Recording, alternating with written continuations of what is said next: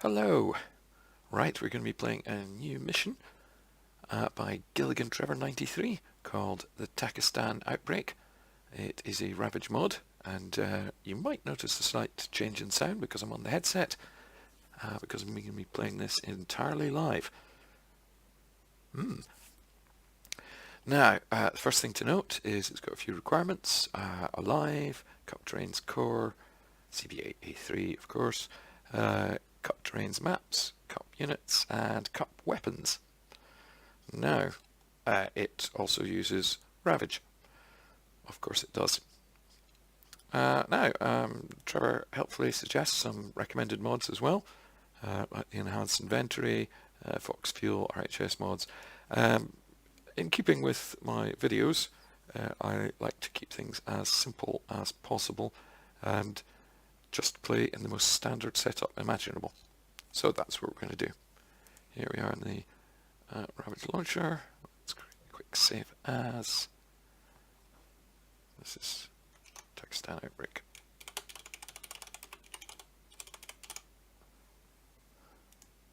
Saved. Right. There we go. Time to hit play. Now, I have to say, this is going to be a relatively quick playthrough because I've got an hour before I have to go to a party. A 70th birthday party, of all things. So I'm going to get drunk and start as many fights as possible because I reckon I'm on to a chance of winning. Now, Trevor's made quite a few missions, and this is his latest. It's single player. So, you can see me testing out things there. The Takistan Outbreak. Yes, I will be playing the thing shortly. Takistan Outbreak, single player survival scenario with added tasks, vehicles and loot. I know a lot of people like tasks, giving players more to do than just search for food. Yes, featured mods listed below. When loading the scenario the first time, the game might crash. If this happens, try reloading the scenario a second time, as this seems to solve the problem. Bad module error. Well, we shall see. Blah blah blah. Performance, FPS increase tips. That's very kind of Trevor to include those. Features include random IEDs and suicide bombers. Blimey. Having a mine detector equipped will alert you to nearby IEDs. Random car patrols, roaming AI, raider factions, renegade civilians who are hostile to all. AI zombie walkers with 19% chance for runners to spawn. That's not too bad. Dynamic weather with day and night, and sand gusts. Radioactive zones, water and rain. Random supply drops and helicopter crashes. Wind simulation effect on player ballistics. Blimey. Okay.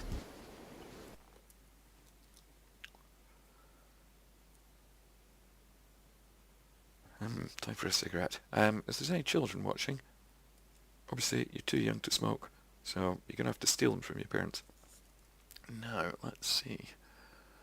We're going to Takistan. That's a cup map, so yes, I'm vaguely familiar with Takistan.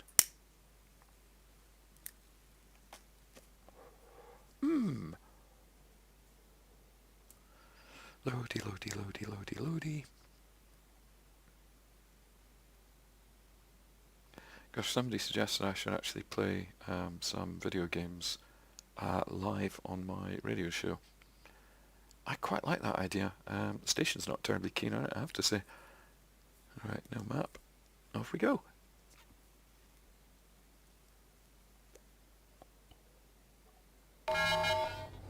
Oh heck. A little bit stuttery to start with, but they often are. Let's just see tasks. Oh heck, there's a lot of tasks. Destroy turrets, free hostages, destroy the UAV terminal. Sounds like my kind of thing. Destroy the generator.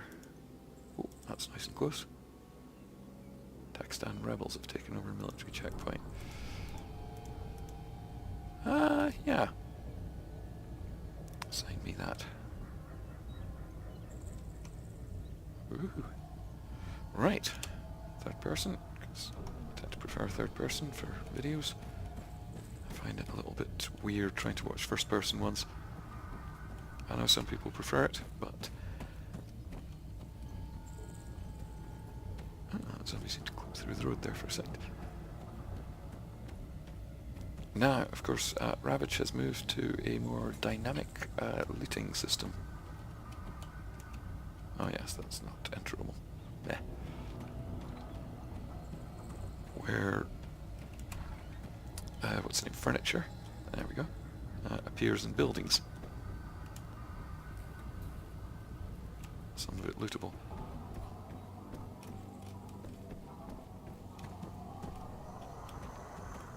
Yeah. I forgot to check my inventory to see what I'm starting with. Oh, I do have a pistol. Super duper. Oh, and fatigue is on.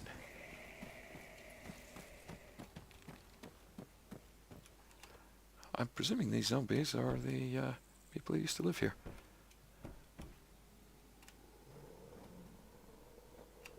Right, I need to be careful not to get trapped in a house.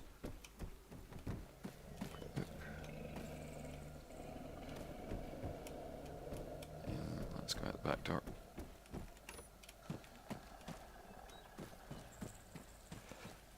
Okay, they're all walkers so far, so I'm not too fussed about the zombies.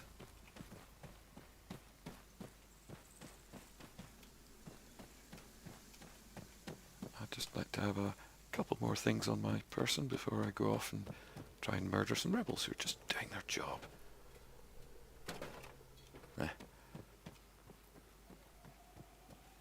God, I watched some war documentary.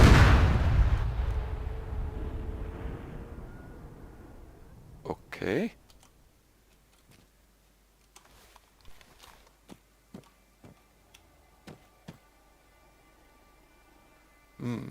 Should I go and check out the explosion?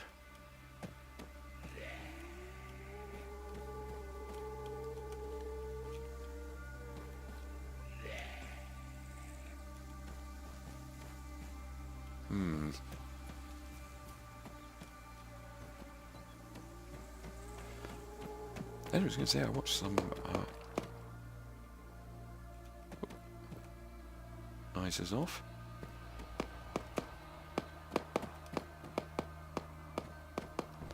Yeah, I was watching some war documentaries from Afghanistan, you know, made by the American side, or at least made by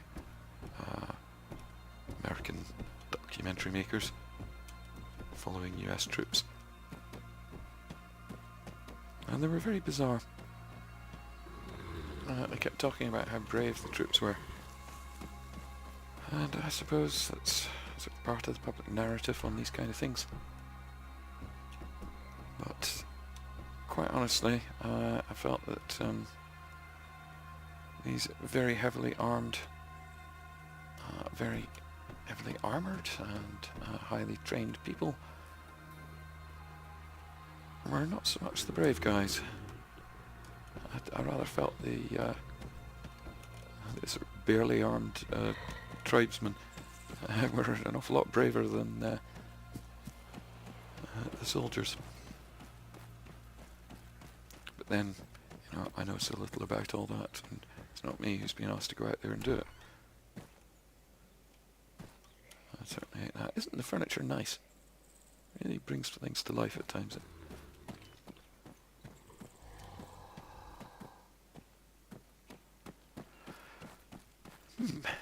Okay, so loot is fairly sparse. Got myself a nice bag.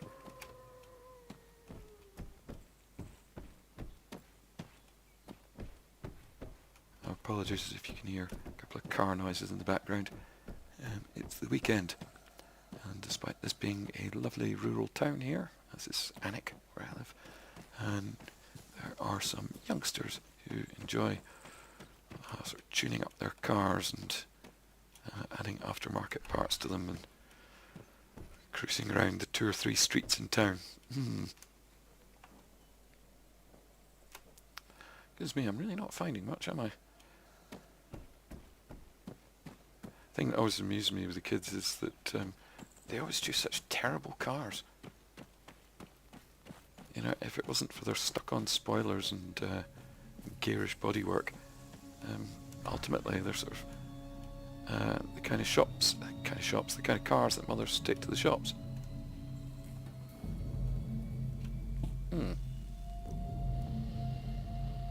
Really not finding anything. I see what he means about those little dust blasts. They're quite nice, add to the atmosphere. Oh. Normally when that pops up it meant that something was found. Yeah. Okay.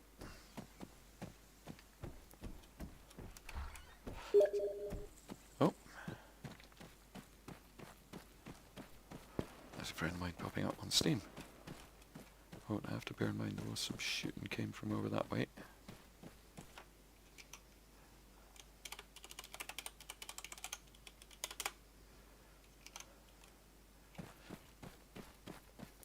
Ah, the joys of doing it live. Yeah, normally I do edit out things like this. I'm not going to need that green light. Let's chuck it away.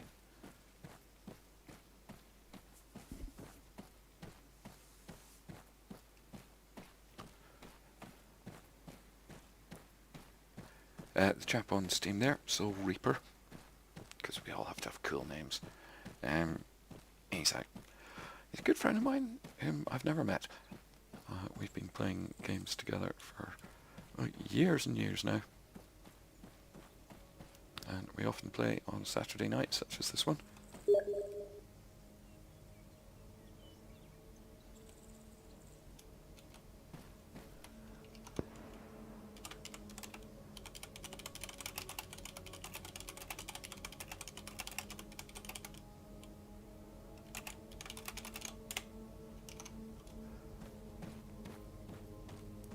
But yes, we often play on a Saturday night. Though, we're in need of something new to play together. He doesn't play Arma. And fair enough, you know, Arma is quite a complicated thing to get into.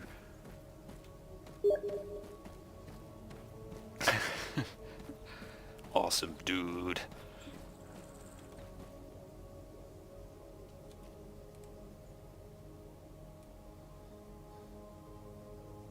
No sign of anyone following me.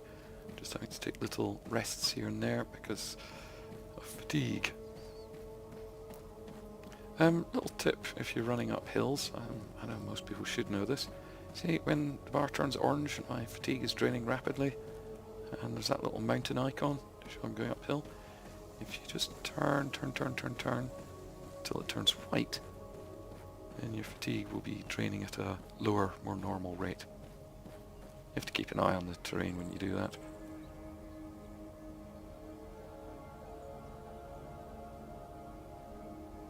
Certainly helps. Right, there's nobody coming up behind me.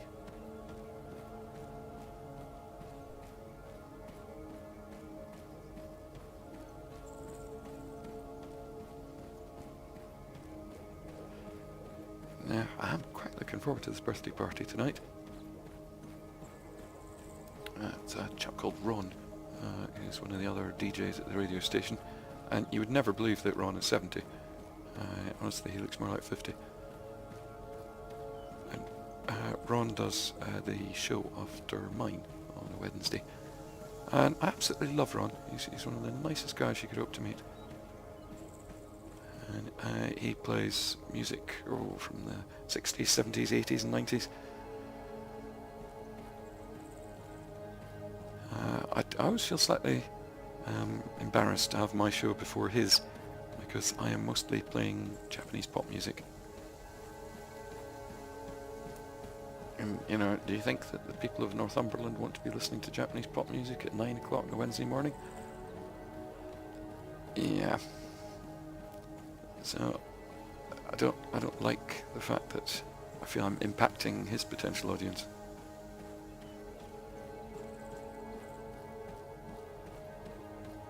But Ron's having an excellent party tonight because he's also a surprisingly good singer. And there'll be some live music there tonight. There'll be some karaoke. And Ron did warn me. He said, I think I've got too much food. So please come hungry. So I bloomin' well will. Now it's being held in the Working Men's Club, which is terrific, because it means very cheap beer. And the staff there are absolutely lovely. And you know, like I say, this is a small rural town, and I'm not sure I'm the absolute weirdest person in town, but I can't be far off it. There's not too many people walk around in this town wearing Chinese clothes, which I tend to do most of the time. I'm wearing Chinese clothes today, right. Let's see what we can see. But nobody ever gives me any grief.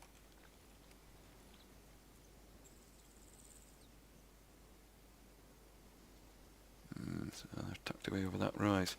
Well, I guess I want to go along the shoulder here and come down the ridge. Of course, I was laughing. I was coming back very late one night. I've run a sort of folk and traditional music festival here. We bring groups from all around the world to perform. And I think we just finished the last night, and I'd taken all the sound guys out for drinks, and then we'd gone on for more drinks after the drinks. Had a really jolly night, and as I was walking home, there were some people standing outside the closest thing we've got to a nightclub, and they're not the most fun or interesting or educated people in town. And as I got up to them, sort of one of them turned to me and said, "Nice flares." Now, yes, I was wearing large, baggy Chinese trousers, almost in the style of Japanese hakama, if you know them.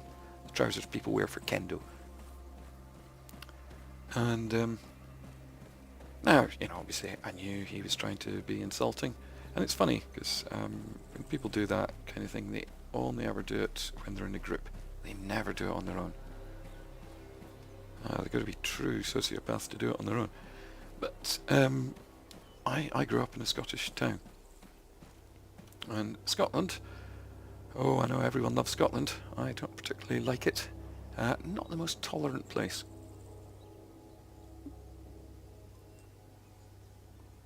So, growing up in a town, well, I suppose it's a city, in Scotland, where everybody knew me, because I have a very unusual surname, and I used to own a department store, a furniture factory, and practically every family in town had worked for me at some point, so everybody knew who I was.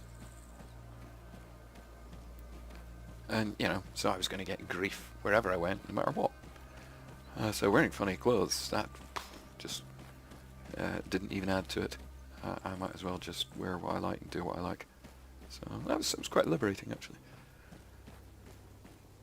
Because very often I had to watch what I did in public because of family reputation and all that kind of thing. But, you know, when you've grown up in a Scottish city wearing weirdo clothes and things, and, you know, people regularly had a go at me. My friend once got beaten up because he was wearing a brightly coloured shirt. Seriously. It wasn't even an unusual design or anything. No, it was just a brightly coloured shirt. That's enough. In fact, I remember the day I was leaving that city. I hadn't told anyone I was leaving because, you know, what the hell. There was one chap came up to me and asked me to do something for him in his band. I said, "I'm terribly sorry, but I'm moving to London tomorrow." And he said, "London? What? You're too good for here." Yeah, it's that kind of small-minded mentality. He's like, "Oh, You think you're better than the rest of us? I say, well, now I do.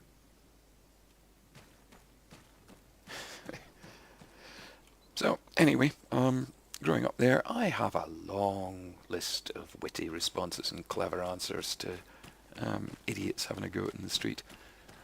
And so, walking past this crowd the other night, and, you know, also having lived in London, he's going on. You know, the idea of a group of youngsters does not bother me at all. Because if they ain't got guns, then I couldn't even care.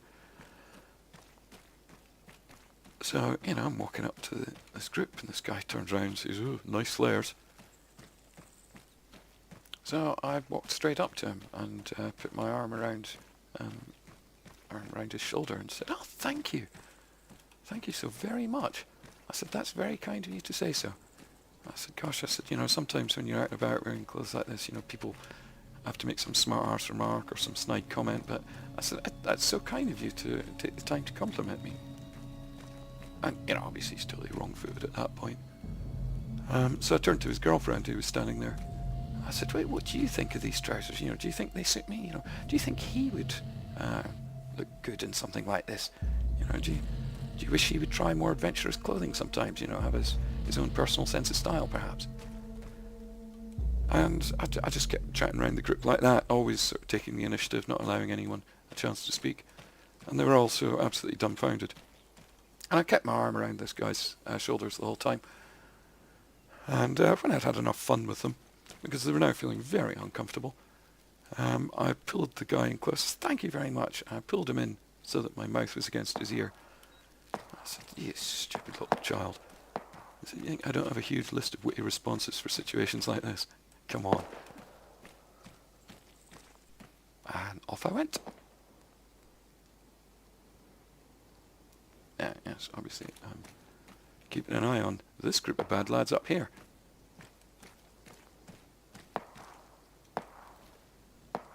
Maybe somebody doesn't like my Chinese shirt. Oh, they're a long way away.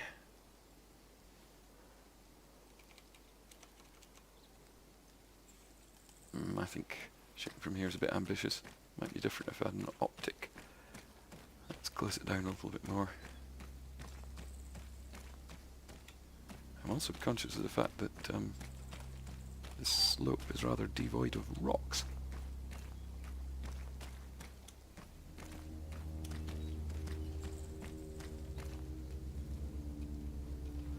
Now, time to just pause the recording briefly. And then come back to it. Just in case the video files aren't saving properly.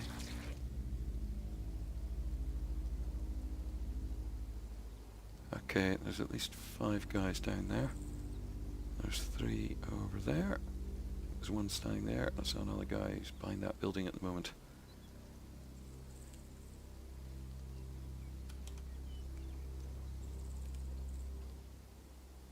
Yeah, whilst I quite fancy having a pop at them from range, this just feels a little bit too far.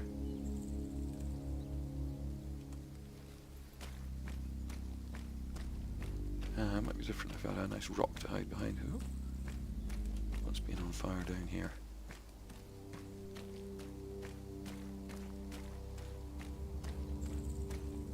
Yeah, it's probably just a burning vehicle. No rocks, just bushes. So there's only concealment, no actual cover.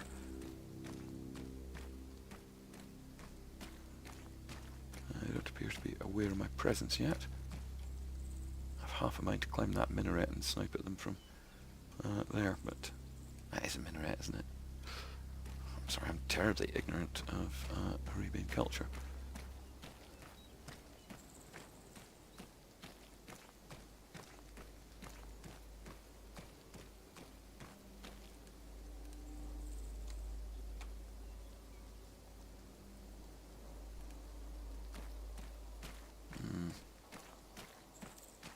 Okay, so we've got 10 bullets in this.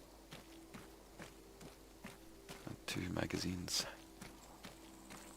I have to remember to say magazines always, because if you say clips then you get comments from people.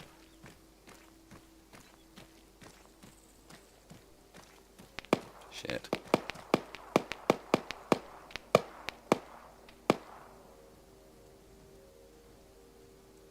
I know, seems to be zombies they're interested in.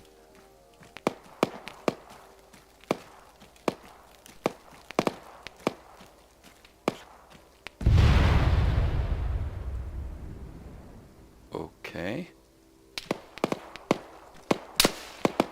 Alright, I've been seen. Runny.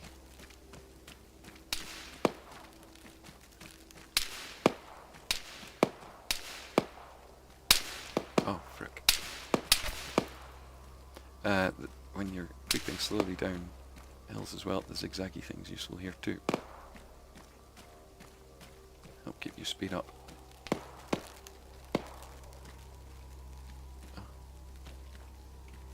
Okay, this has not gone the way I wanted.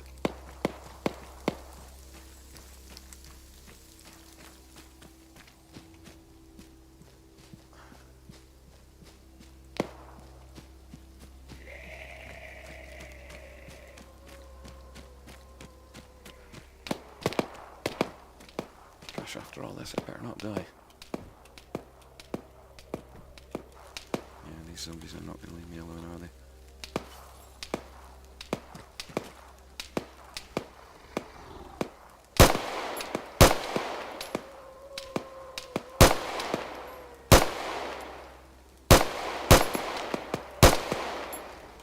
Oh heck. And I've barely got any pistol ammo.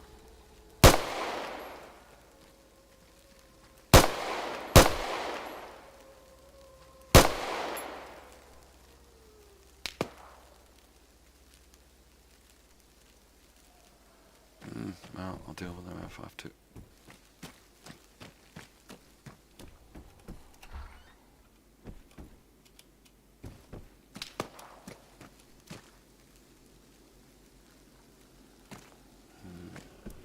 Better if I could get on the roof here.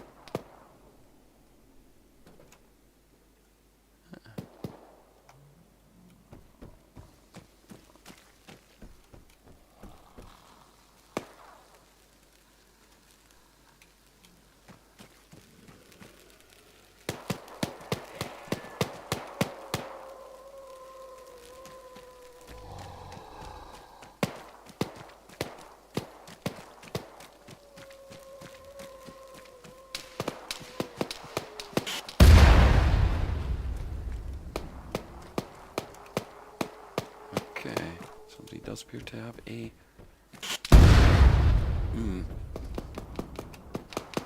one of them.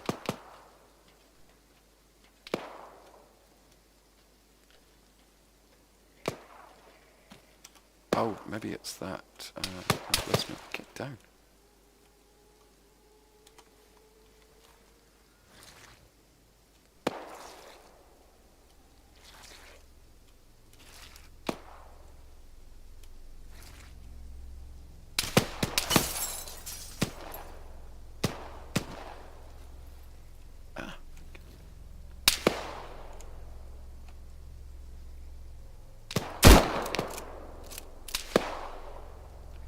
Oh, I did.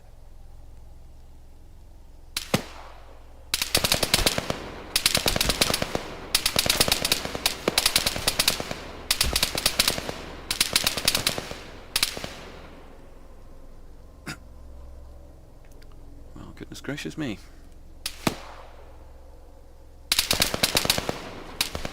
Oh. Oh dear. Well, that was foolish of me.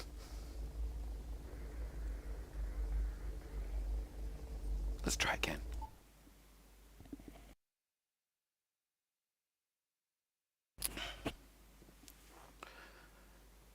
When people are shooting at you because they know where you are, they're not going to forget where you are.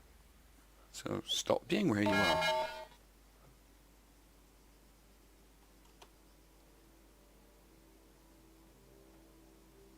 Is this the same start place? I don't know. Oh. Yes, I guess it is. have we respawned, or has this restarted the map? Oh, we're not in the same place.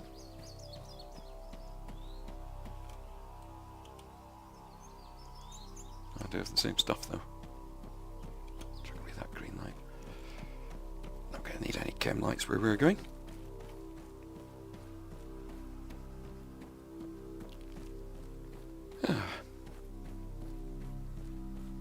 Ooh. Just looking at the time to see how much I've got. I do apologise if I'm sounding a little throaty. I do still seem to have this lingering sore throat at the moment. It's very annoying.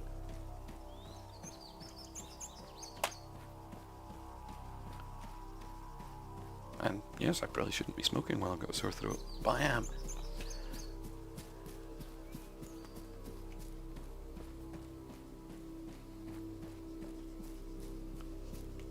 Ooh, that reminds me.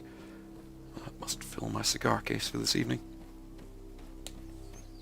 That's something that really frustrates me.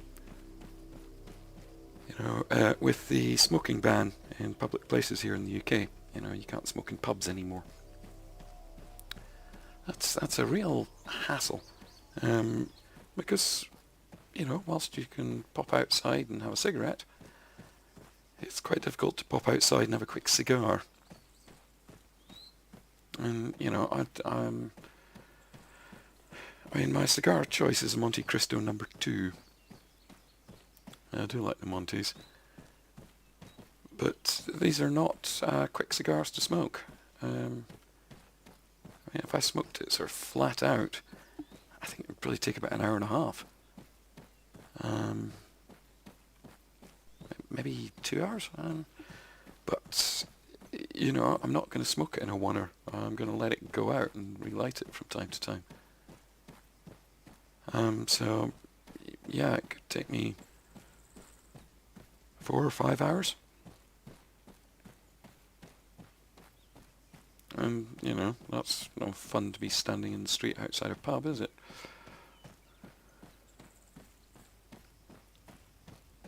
Gah.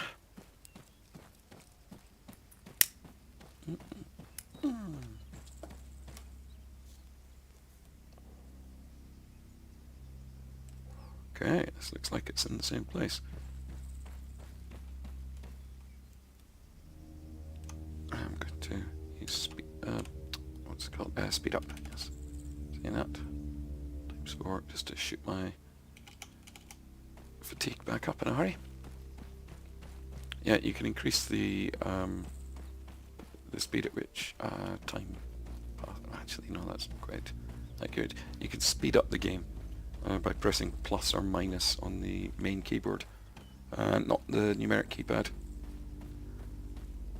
See, like this. ×2, ×4. That's as high as it goes.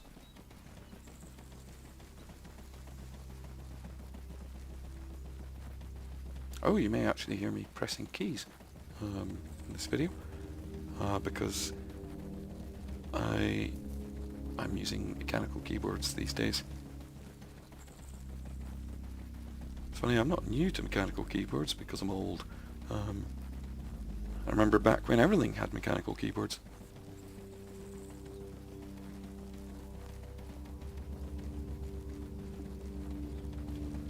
I might even do some videos on mechanical keyboards, because there's an awful lot to learn in a very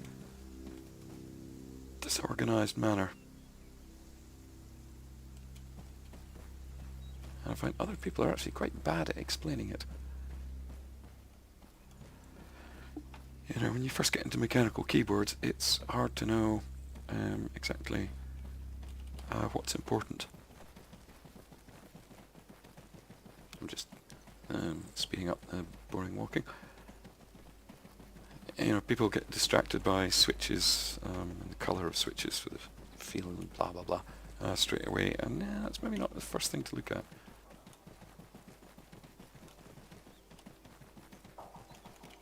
Anyway, I'll see if I can be bothered doing one of those.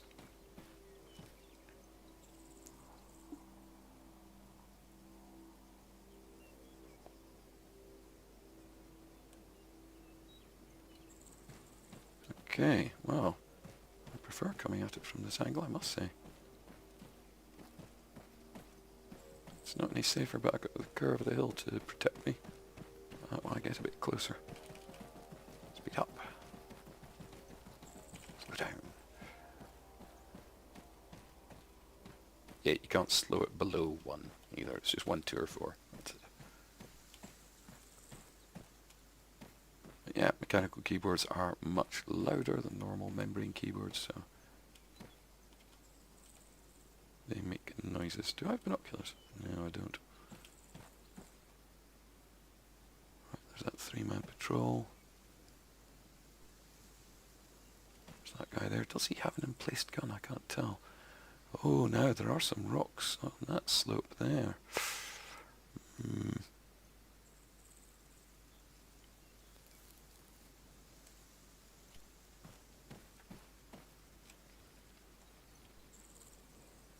Let's see. Set my range. Oh, they're awfully small.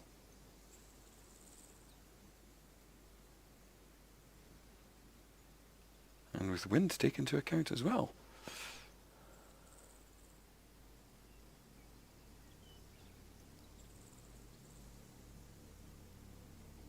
Well, let's see what we can do about this fellow first.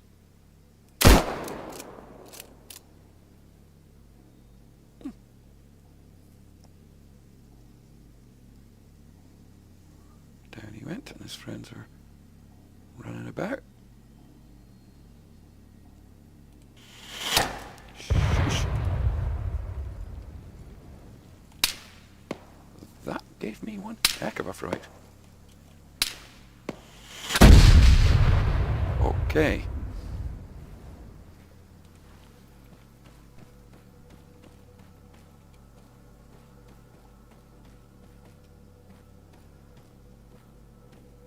Well, it wasn't the guy behind the sandbags who had the launcher.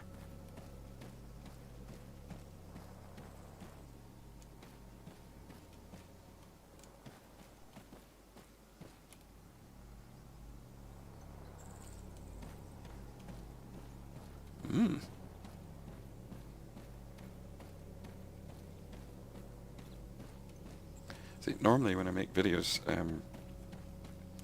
I actually play through the game multiple times. Because I might get killed early on. Or I might just have a bad run at it. Nothing particularly exciting happens. So often I record several goes before I actually put together the video. I only show the more successful run through, but today, because I'm doing this straight, I can die at any time.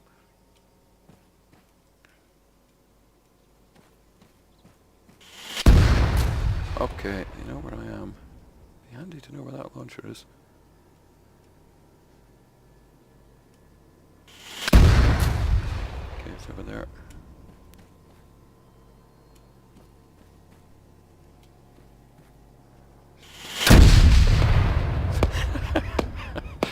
Oops.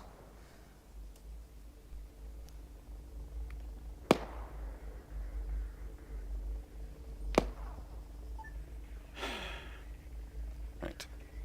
Stop recording, restart.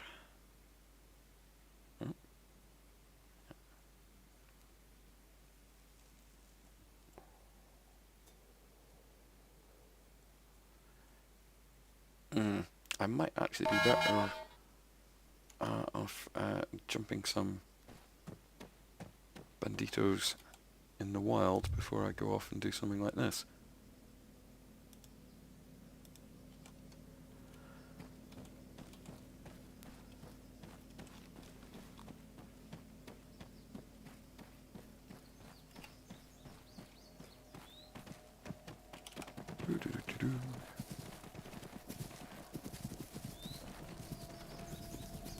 You do run a little bit faster with a holstered weapon. I actually learned that from somebody leaving a comment. and the less stuff you carry, the faster you go as well. So yeah, people tend to assume that because I'm making videos about this, I'm an absolute expert at the game, but I'm not. And there are some things that I simply don't know, even if they're blazingly obvious to anyone else.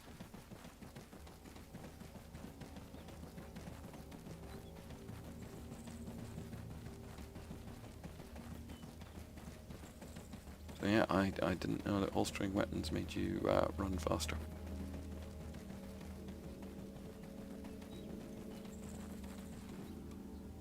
So if you see me doing something stupid or wrong, yeah, do feel free to leave a comment.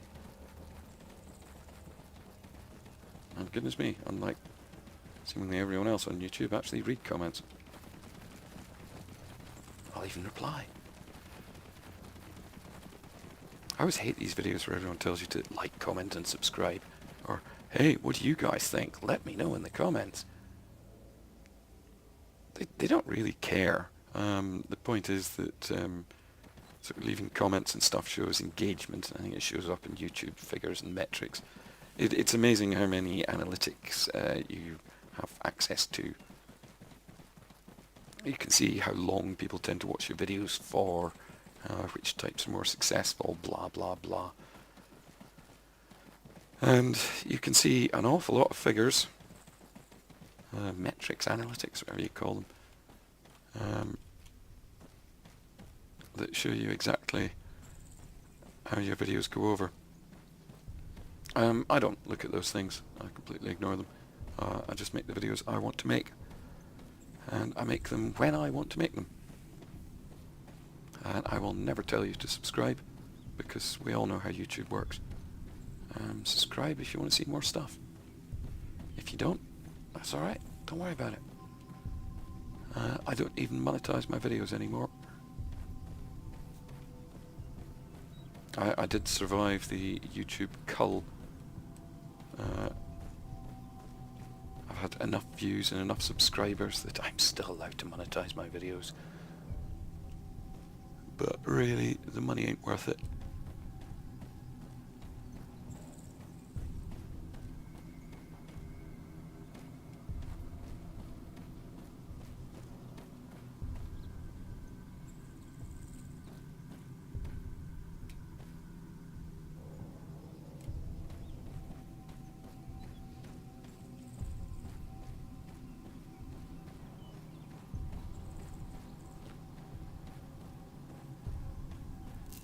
I still haven't actually seen the launcher.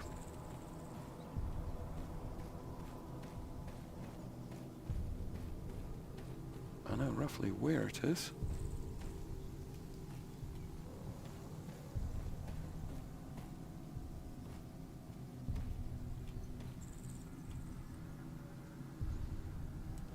Only roughly.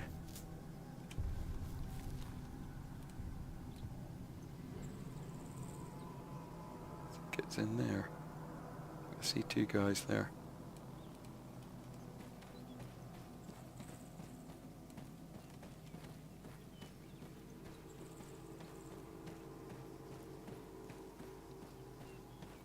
Oh, and because I'm not monetizing videos, I'm able to leave the sound in the background.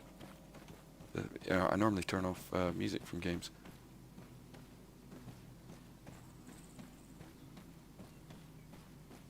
You would think that using game music would be allowed, but not always. Or at least even if it is, it doesn't necessarily mean I won't get a copyright strike. Well, copyright claim. And they're just very frustrating to deal with. I'm keeping an eye on my time. I've got half an hour until I've got to go to that party.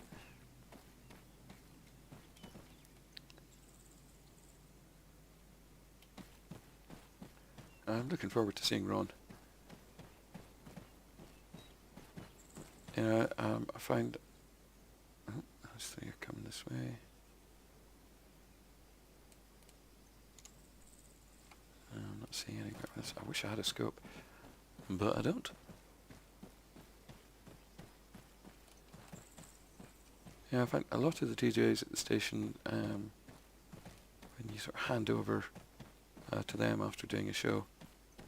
Frick.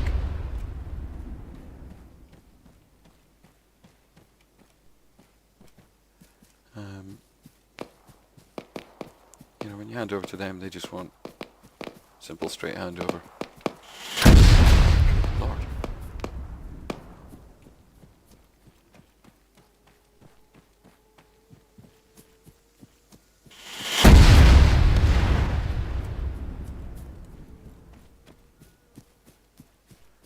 But I very much enjoy handing over to Ron because he comes into the studio early to prepare for his show.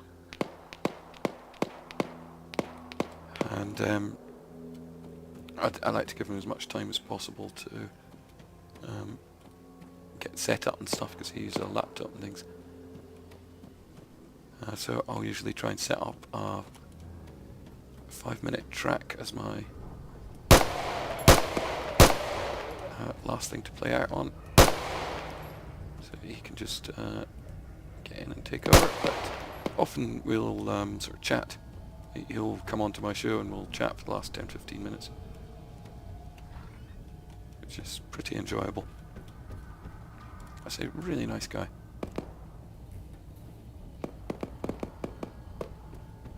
And it's funny, everyone tends to assume that on a radio station there's a crowd of people in the studio. But often I'm just there on my own. But sometimes when I go to do my show, in fact usually when I go to do my Wednesday show, I'm the only person in the building at that time. I have to unlock the doors.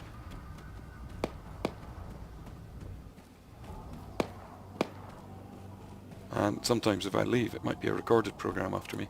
Sometimes when I leave, I'm still the only person in the building. Right, likewise, people assume that all the DJs know each other, but no.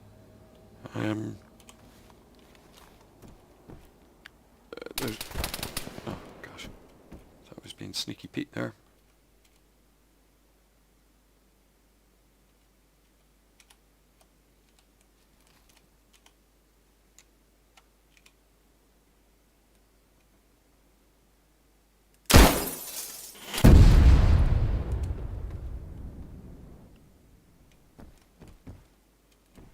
I don't even know if I got that guy.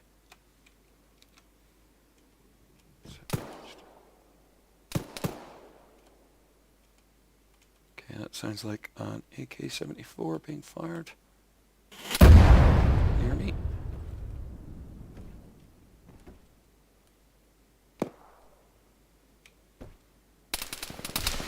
Oh gosh.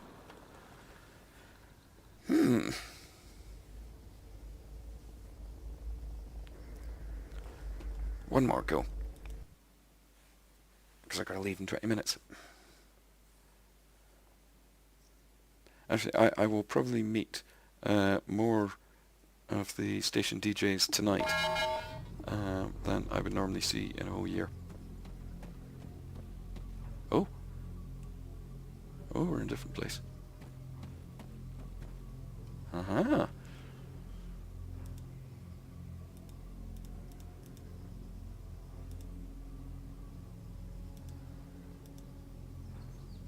Yeah, clear the outpost. That sounds more my speed, doesn't it?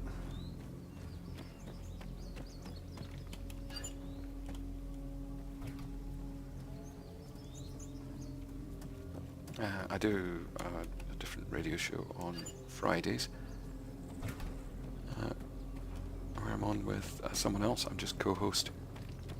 It's Roger's show. And that's about blues music, which is a little tricky because I don't know a great deal about it. But Roger does. He knows an absolute ton.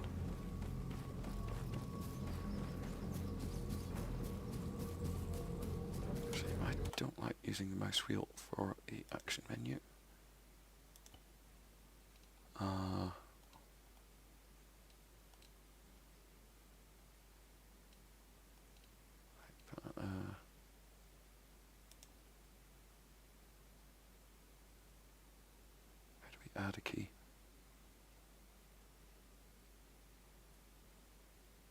Press wheel up. Press wheel down. I like to have it on the square brackets.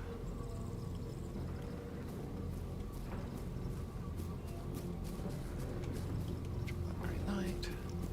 Speedy, speedy. See if I can successfully do one thing before I have to go.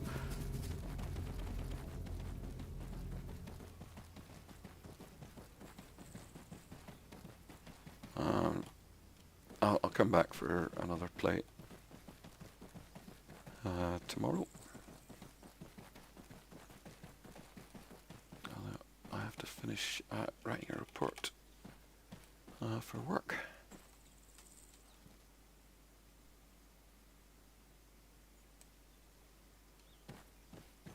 And I'm also going to London in a couple of days. So yeah, that's also part of the reason why I'm doing this video live.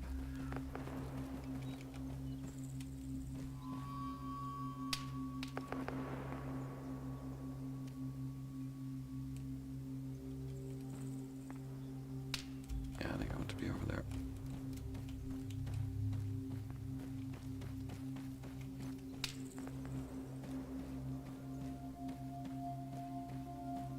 Don't get the feeling that shooting down there is being directed at me.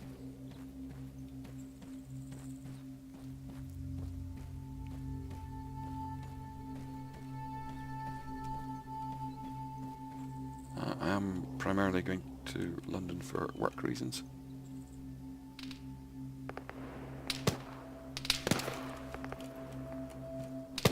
Oh, shame.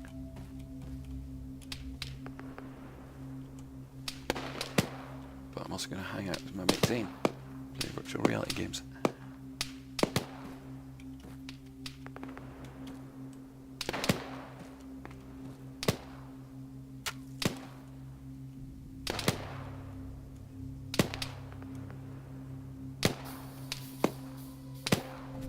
Oh my goodness me.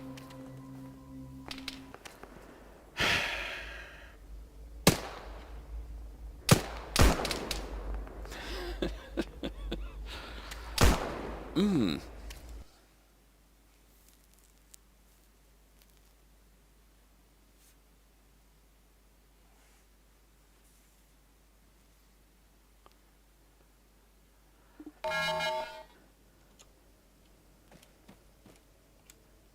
I do actually have a VR headset. I got one of the Oculus Rift development kits early on. I can't say I like it much.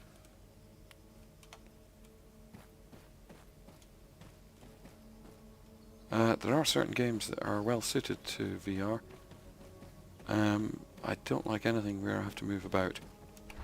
I find they're very good for sitting down games.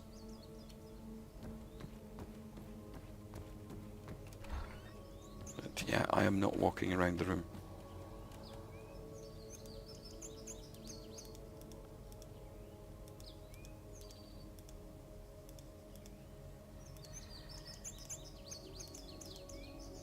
Oh.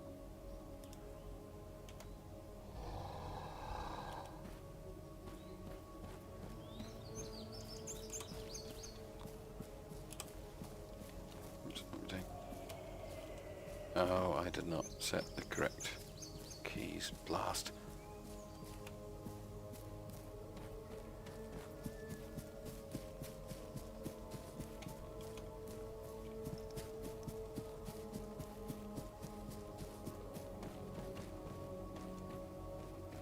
Just goes up the mouse wheel up and down and replace all instances, but it doesn't.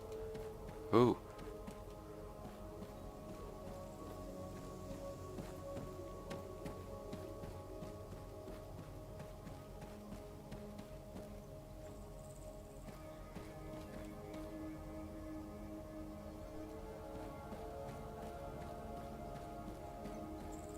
What did we do wrong last time?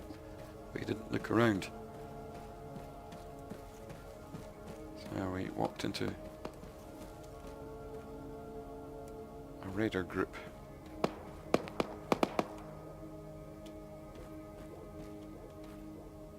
Oh, that's those Guys are over there.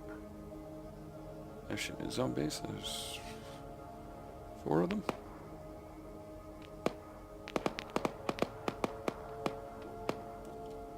I'm going to leave them to it because I'm not very well armed at this point. In this marketplace I'm supposed to clear, I'm not seeing anyone.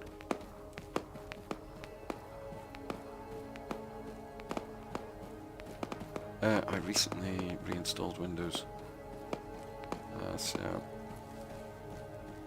having some problems.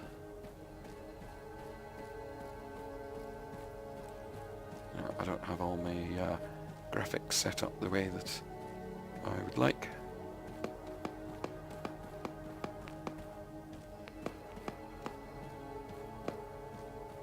I did a reinstall because this PC was on Windows 8.1 and then upgraded in place to 10.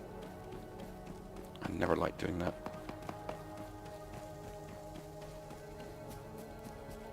So this time round I opted for a clean install rather than a refresh or anything like that.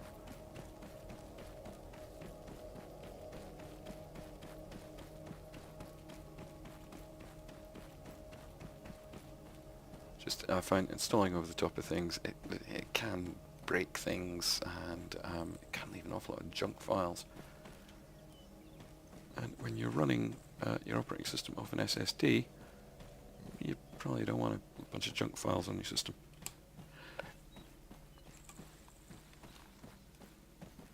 Gosh, these days it's hard to tell. Okay, there's one guy, 2 guys.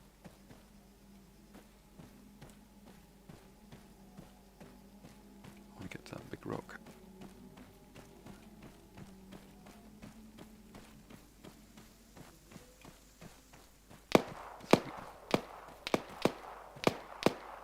Right.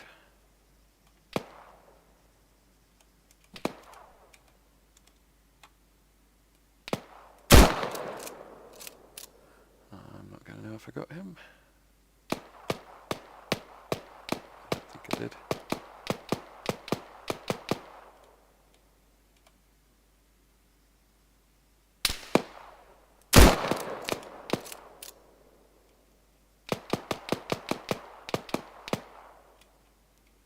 There's the Lee Enfield.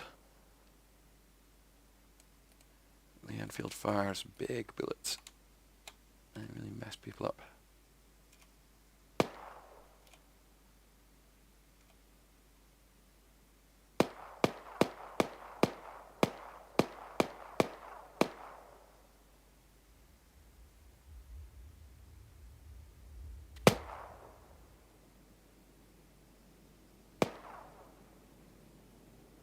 Come on out, naughty boy.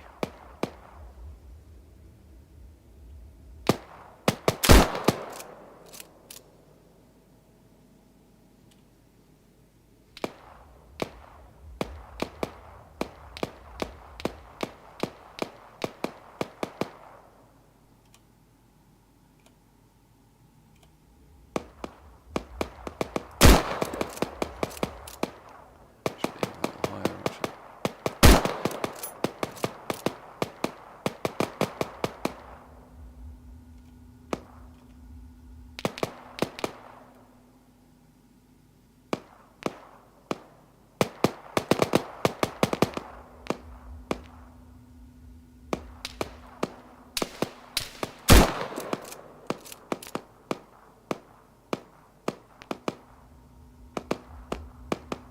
I don't think anyone's actually aware of my presence. They're busy with zombies.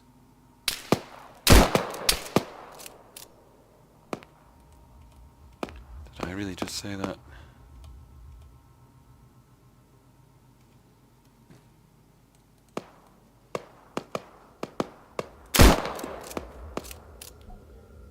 Oh, got him.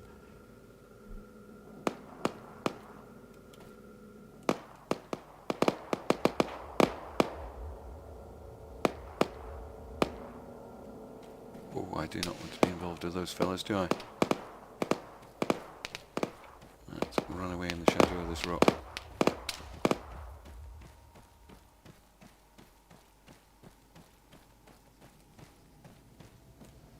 Of course, I'm presuming because the mission said I was successful, that I've killed everyone here.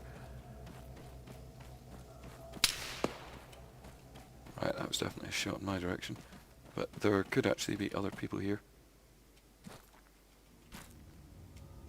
Raiders and the like.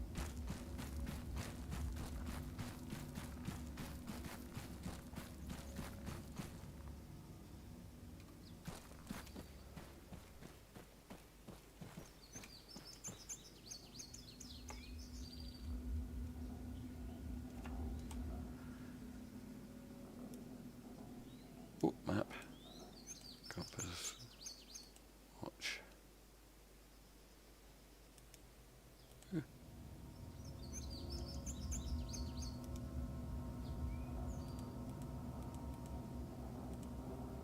I suspect that waistcoat's probably where for holding stuff.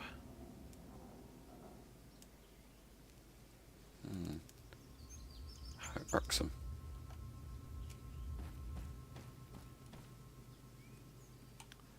They need a bag. Oh.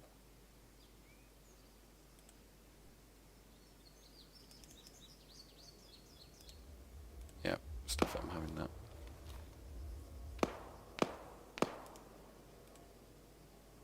Actually, I'll keep hold of those just now.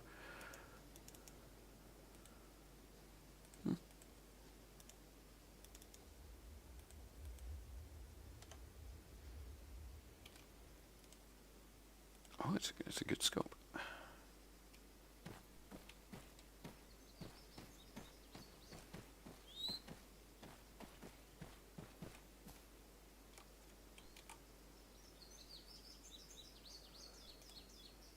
Pick up his gun, remove the bullets. Back to my gun.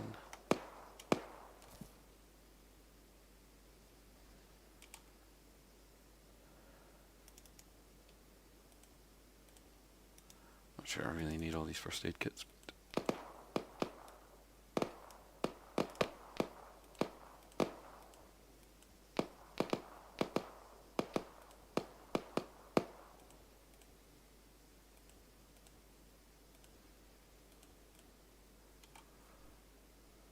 Right, I'm sort of full up. Oh, I did get that guy in the first shot. Brilliant. Really need a bag. Oh, nuts.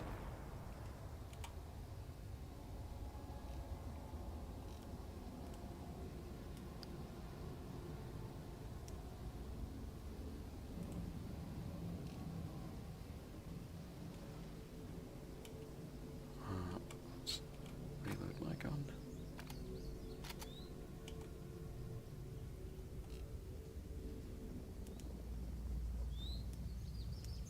Half-used mag, take the full one. Oh, he's got an Alice pack. Oh, superb. Oh, lots of toys.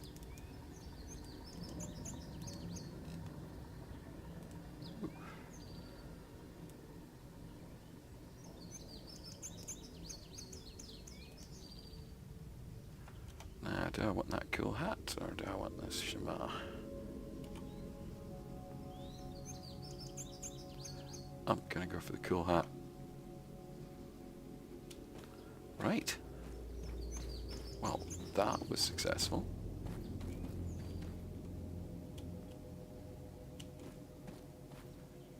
What worries me now is I'm not hearing any shooting.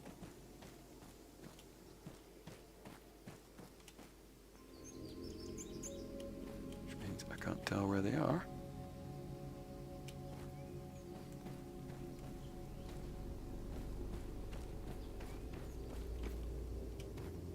So either the zombies by some miracle got them all,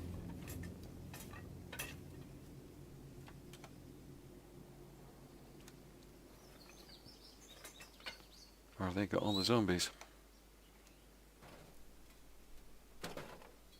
Oh wow. Oh, something to drink. Hurrah.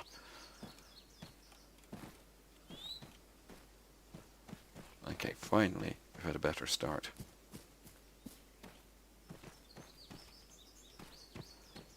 So this is why it sometimes takes me 7, 8. I think the worst video took me 10 goes. Of course, it takes time to do all that. That's why sometimes it can take a long time for me to make a video. Ooh, door open. It's just the zombie started inside. I don't like it.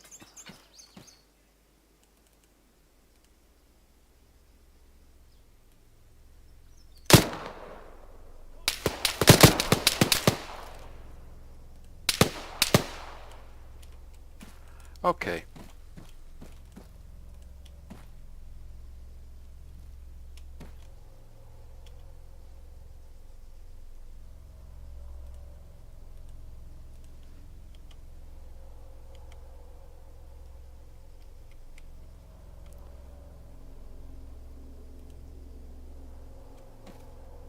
I think we have to take the scope off the gun.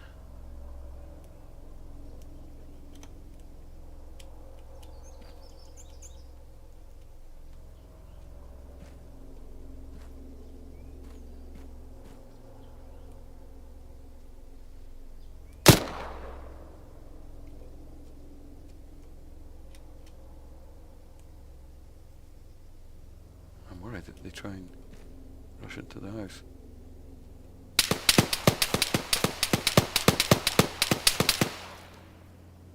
I didn't keep the smoke grenades in the end, did I? Ah ha ha ha.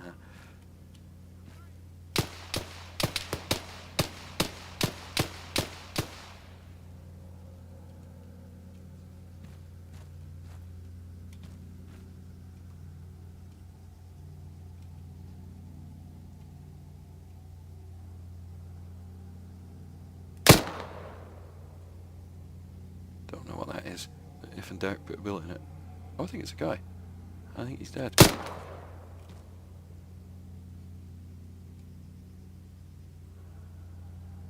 this guy just go down? Yeah, he did. What? I hear voices. I hear a voice.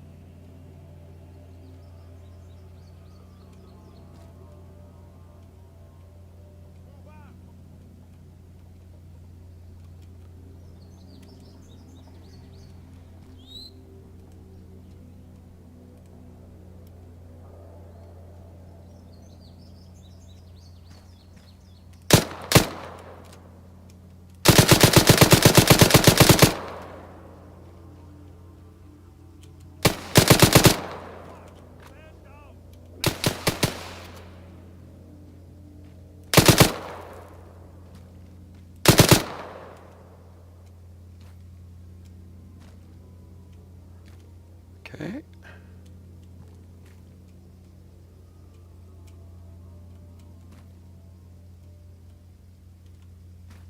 Okay.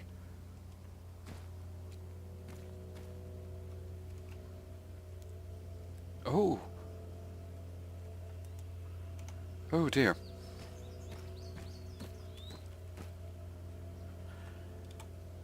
An embarrassment of riches. Oh, I need to sort out what I really need.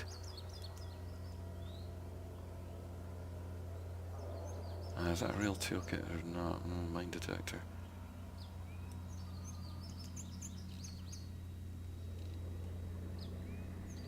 I'm really not going to use satchel charges, am I?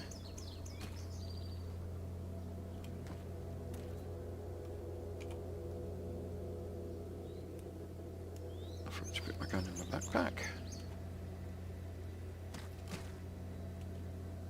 Just being careful because I'm not sure I actually got everyone. Having that DMR. Baked beans. I think the Alice pack holds more than the assault pack there.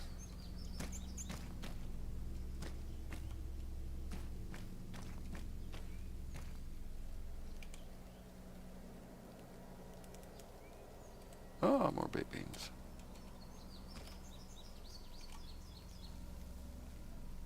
Oh.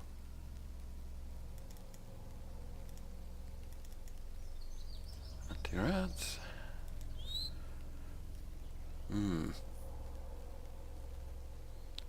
This DMR, I've got practically no ammo for it.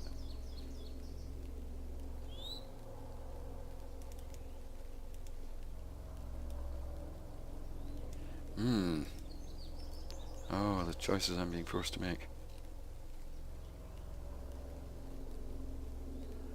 If I take a gamble on not needing that toolkit.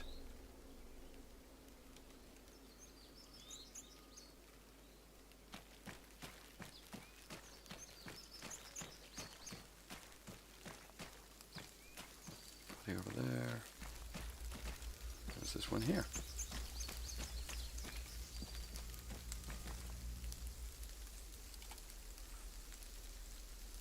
M14. Gas mask. Now, somebody asked me why I don't use gas masks. This is why. Oh, it doesn't have the breathing. Or maybe it does. I seem to recall Alex made some changes to that.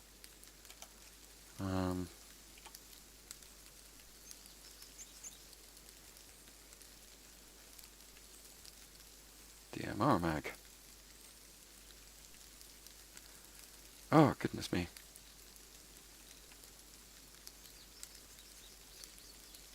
I have too many things.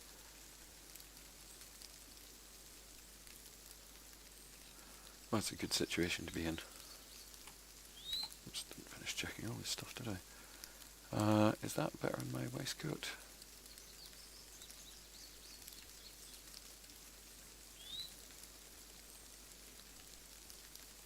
Yes, it is. Gotta be careful you don't carry too much stuff. I'll have to sort all this out.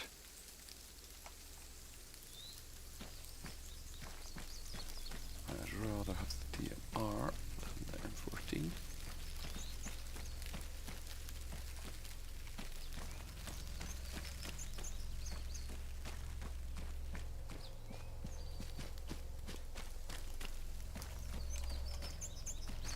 Where's that other body? There he is. Oof.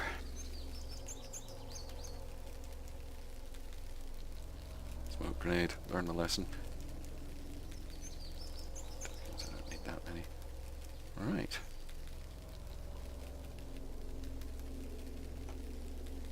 Okay, how am I looking? Not bad.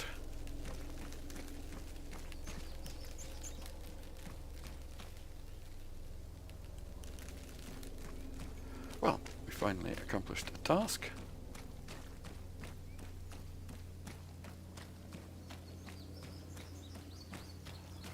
We've murdered some people who are just doing the job. Really trying to defend their country.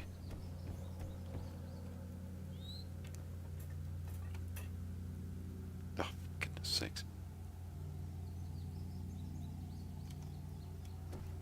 So I think it is time to put myself somewhere and save. I don't like saving when inside buildings. Because if anything's going to go wrong, that might. Same goes for on top of buildings, etc. I prefer to be down on the ground. So let's just move myself to the bounds of town.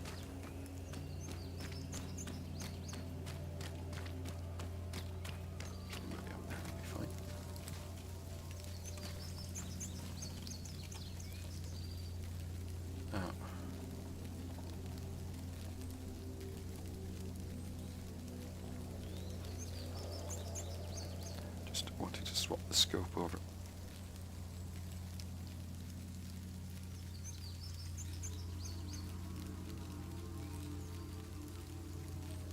Oh, for goodness sakes, really?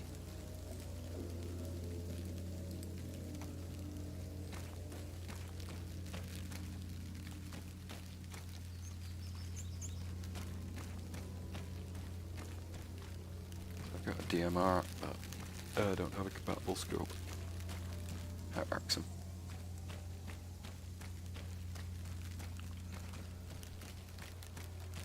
Right, I've gotta go.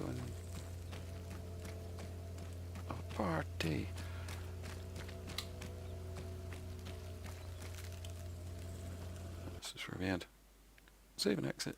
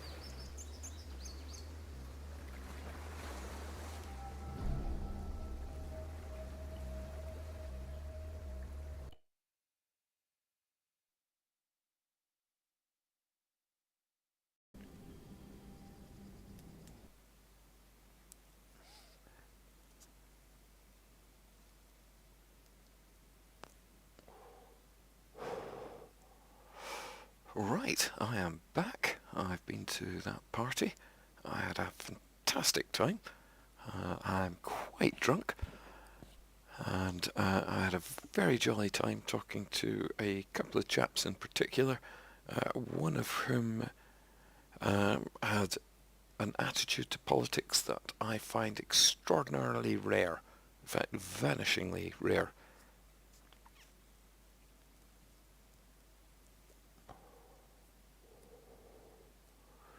Um, I very much enjoy talking about politics, but I find that the barrier to entry of such a conversation is so extraordinarily high that it excludes pretty much everyone. Whoops. Loading in.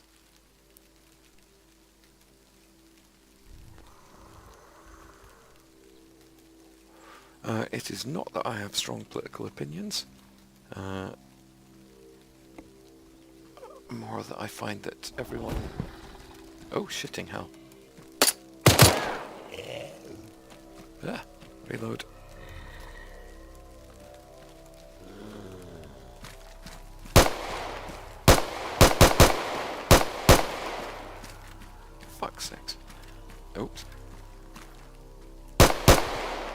clearly drunk because I got a bit more sweary than normal. Ugh.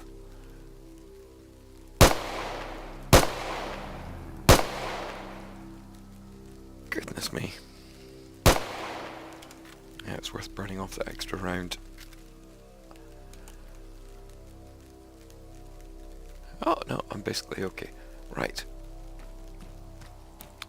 Yes, I'm afraid to say that I generally find that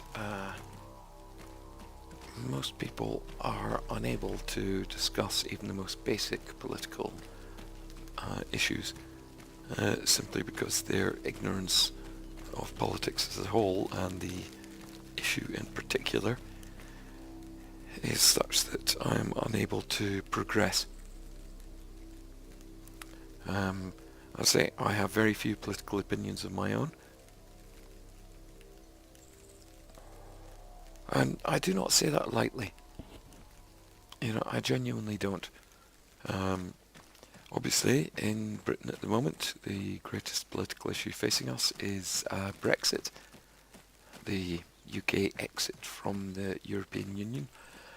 And on that topic, I have no personal opinion. Seriously. I do not know whether Britain is better off within the EU or without the EU. In fact, to the point where I think that the question should never have been put.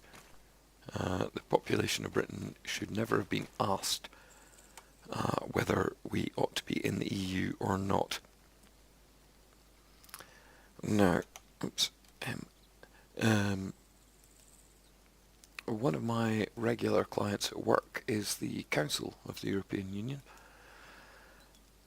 and oh, what's Trevor saying?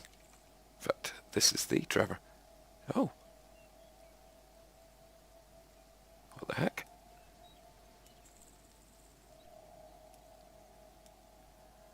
You can now watch other players. Would like to watch you play Arma 3. Okay.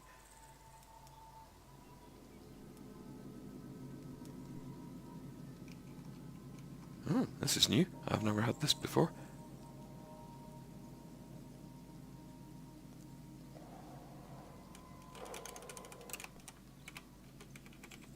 Oh, I'm drunk. I can't spell. Ugh.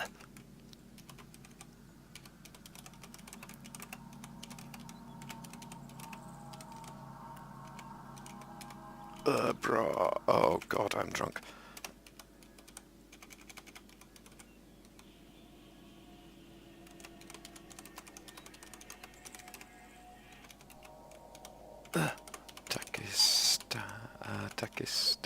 Takis. Yep.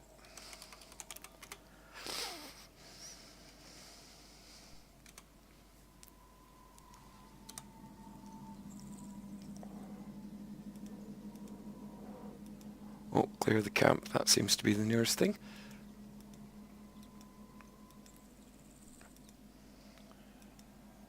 Clear the camp. Okay. We shall assign that, and that shall be my mission. Oh, I've got a map now, don't I? Right, it's directly behind me over a couple of mountains. Now, I don't know if Trevor can hear me, but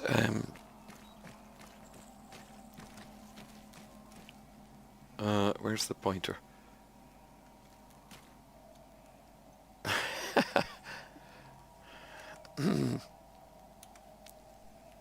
Oh, there we go.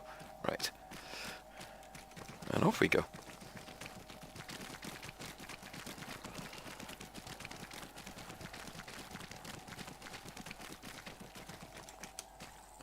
I should actually say...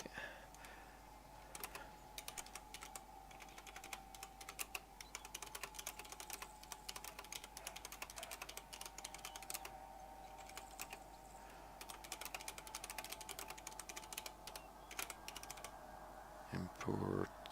Yes, that's correct. Okay.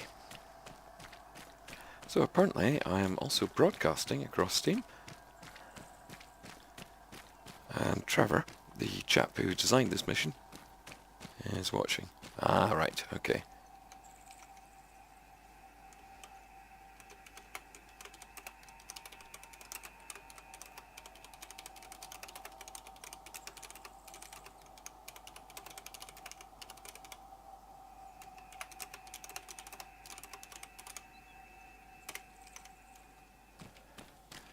Right, let's get going. Oh yes, I am live on Steam. How exciting.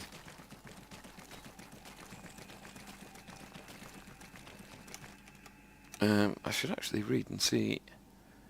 Takistan rebels have made camp in the area. Locate the camp and eliminate the rebels. Well, as anyone who knows me in real life can attest, I'm all about eliminating rebels.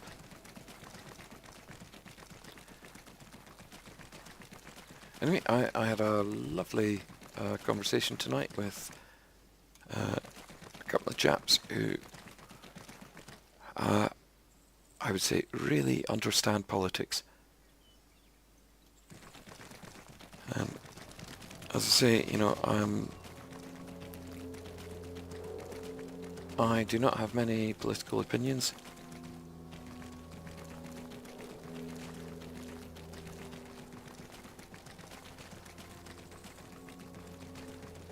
But, you know, I welcome any political discourse with anyone of any persuasion. Sorry, I'm doing a bit fast forward here.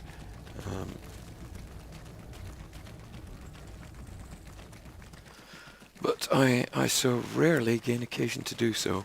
I say simply because people are not informed enough for me to do so.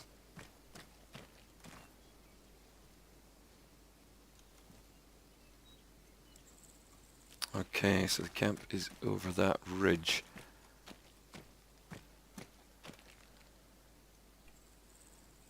I do wonder if I ought to climb that ridge. I'm just going to regain my fatigue.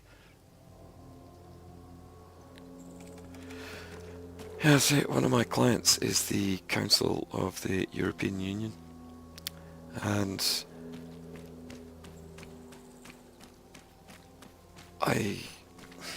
sadly, I have never met anyone who has read as many EU documents as I have.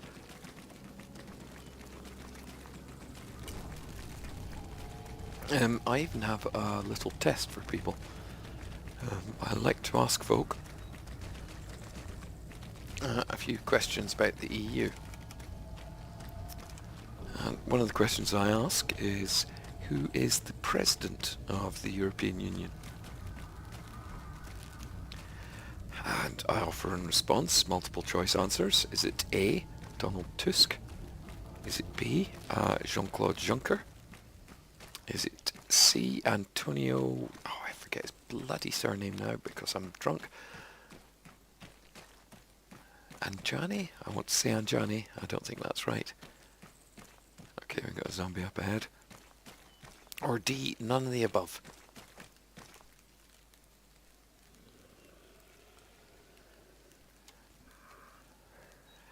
I also like to ask, what is the difference between the Council of the European Union and the European Council?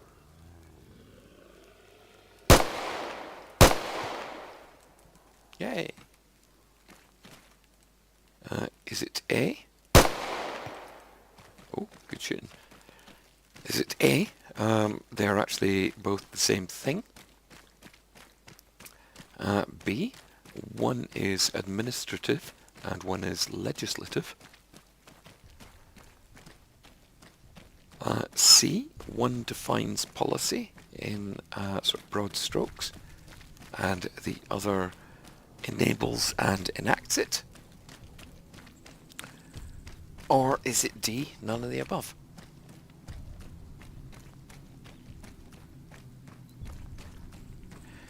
And the third question I like to ask is, which enjoys greater primacy, the European Court of Human Rights or the European Declaration of Human Rights? Is it A, the European Court.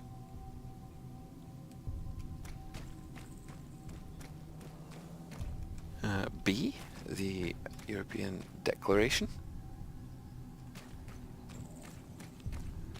Or C, the European Parliament. Or D, none of the above.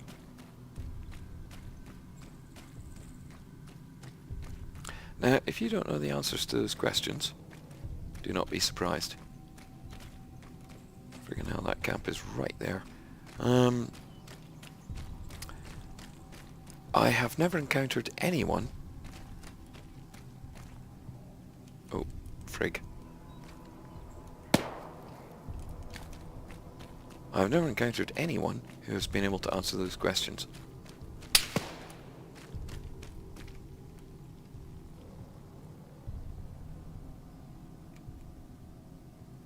In fact, the last person... Oh wait, is it put it away or take it out? I forget.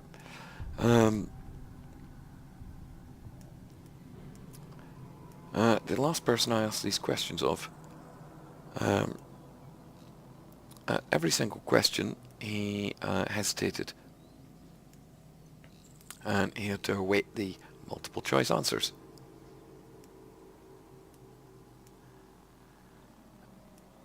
And the... put it in there, come on. The sad reality was that he was a candidate in the European parliamentary elections the next day, and I was his agent.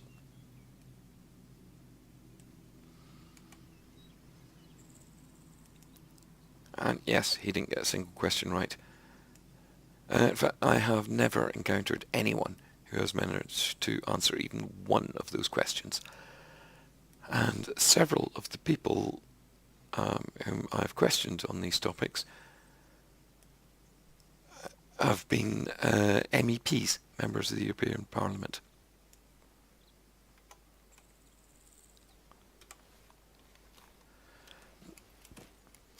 Now, if you would like the correct answers, it's very simple. There is no President of the European Union. There is the President of the European Council. There's the President of the Council of the European Union. There's a President of the European Parliament. But there is no overarching President of the European Union. I think B, I asked you the difference between the Council of the European Union and the European Council. And yes, they are two separate organisations. And one defines sort of overall political orientation, whereas the other enacts sort of policy and direction. Yes, it's quite a slight definition. And in actual fact, I forget what the third question was, because I'm drunk.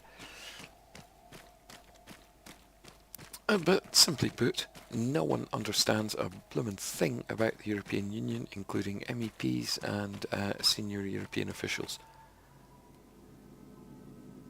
And on those grounds alone, I would suggest that the British public should not have been asked to determine whether we'd be better off in Europe or not.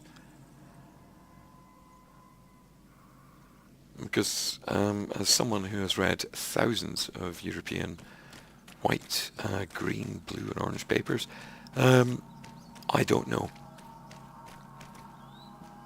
And if I don't know, anyone who has read less than me sure as heck doesn't know.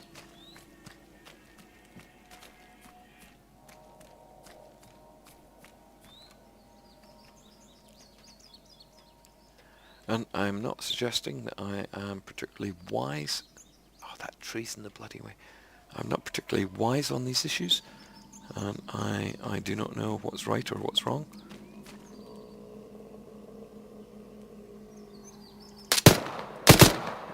Oops.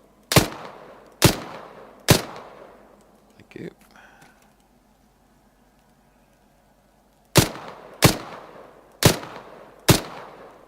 Yay. I offer up that quiz as merely indicative of the fact that no one knows anything.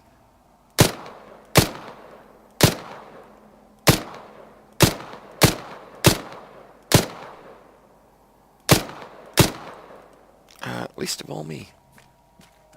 Goodness me, I am shooting like a drunk person. Which is entirely opposite. Now, I'm doing this video simply because Trevor has released a new mission and he's a nice chap and I like him. And I've got to disappear off to London next week, so otherwise it would be at least another week before I release a video. And I haven't done one for a while.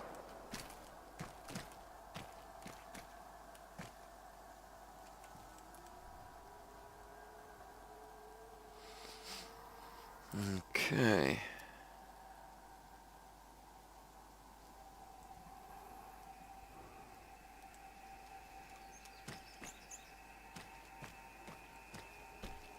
Can I jump off this roof? Yay!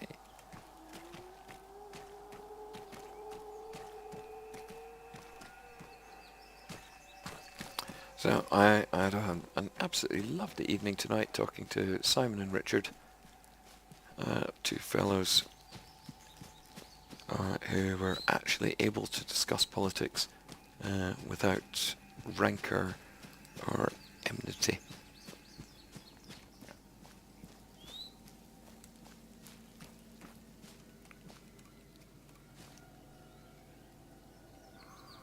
Okay, I'm having a look at that camp. I cannot see the fellow who was shooting at me earlier. Oh, oh, oh, oh. There's a fellow. Yay! I'm a bit blimmin' wobbly, haven't I?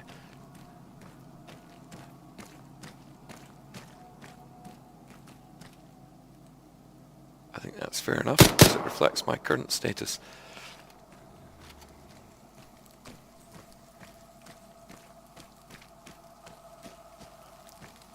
Oh, oh. No, I didn't see him directly, but I saw the movement of that fellow running.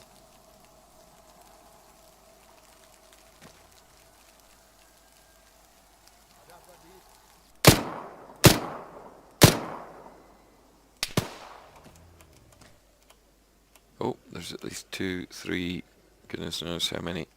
Smoke.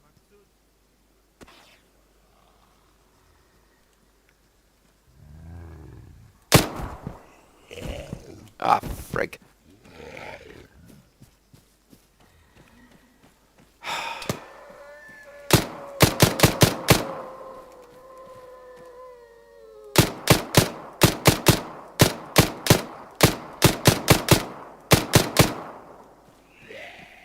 Sodding zombies.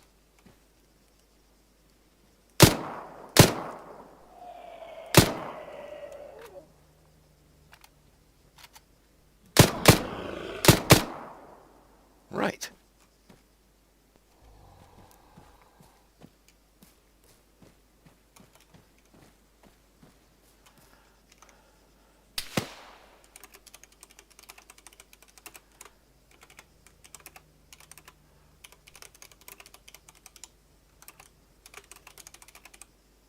Ugh. Spelling.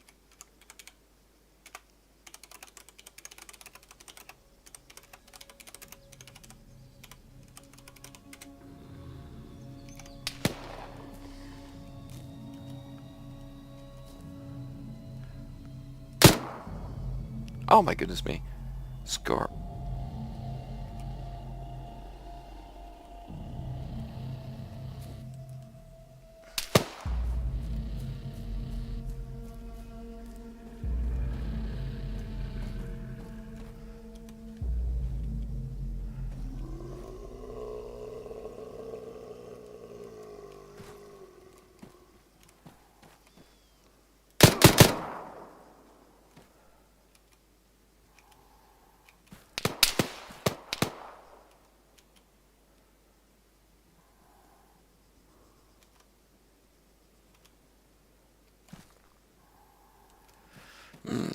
Okay, I reckon there's at least 2 more fellows round there.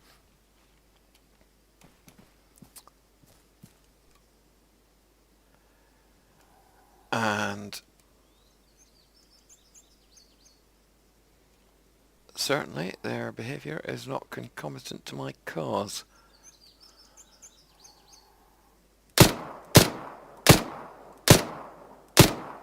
Yeah. Tell your mum. Oh, sorry, mom. I'm talking to an international audience.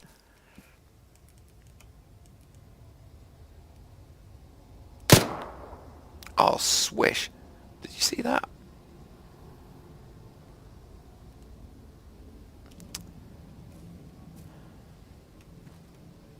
No, I'm seeing no indication that I've cleared the mission. So that suggests to me that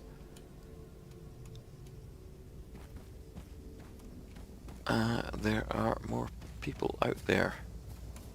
Let's see what we can do. Move and close.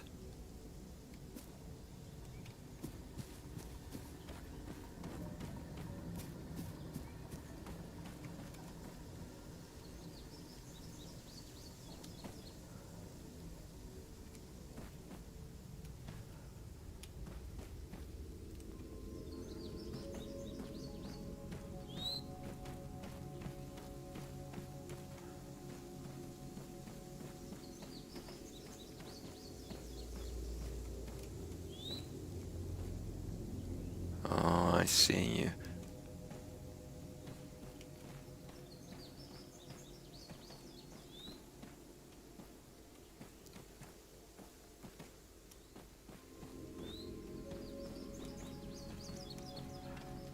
Shall we knock on the door? Brick.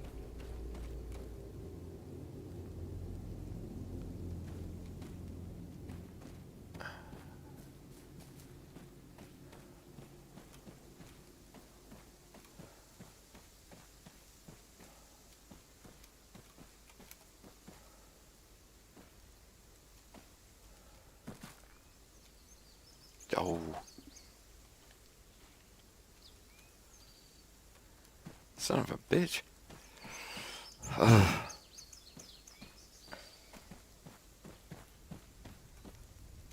Ooh. Ow.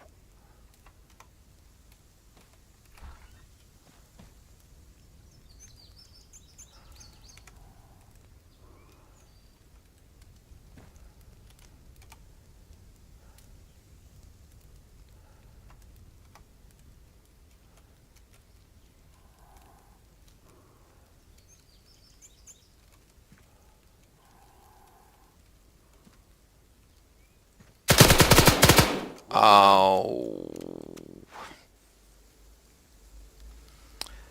I have squandered that game.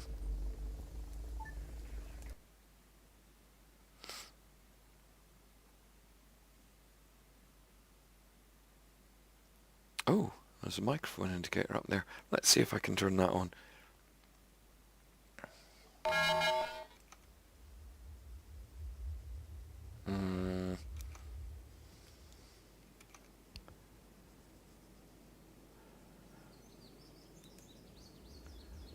Blah blah blah. 720. Really? 1080. Yeah, whatever.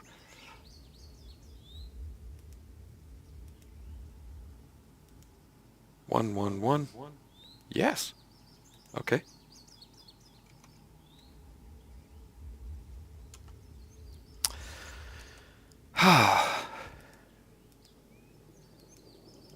Hostages 10, 7, 3, 3, 4.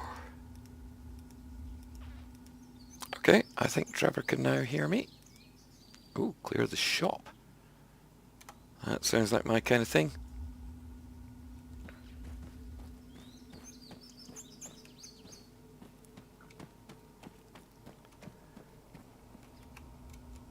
Oops. Not an enterable building. Oh, I'm so annoyed with myself.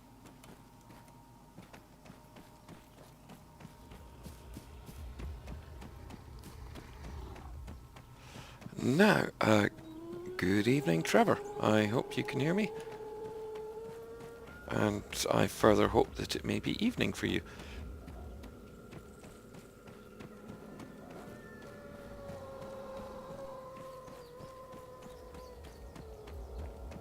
Let's see, Trev's in Minnesota. Can I work that out in my head? I know that Illinois is currently...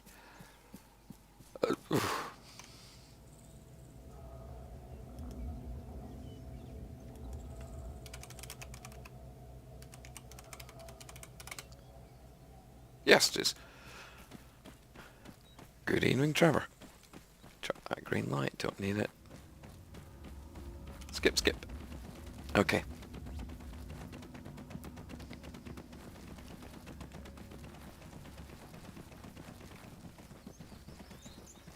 Now, some people may question my decision to play this after several beers.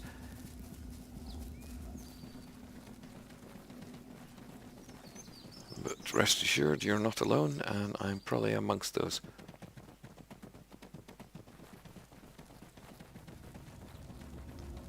Oh gosh, I'm probably speaking a little formally. I do apologise.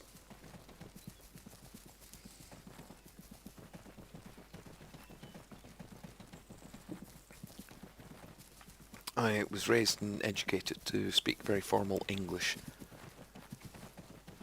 to the point where whenever I talk to people, I constantly have to translate my English.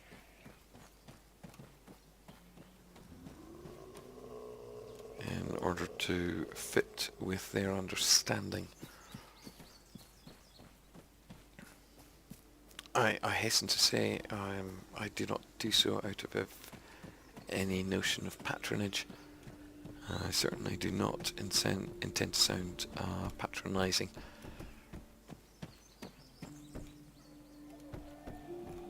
It is just simply that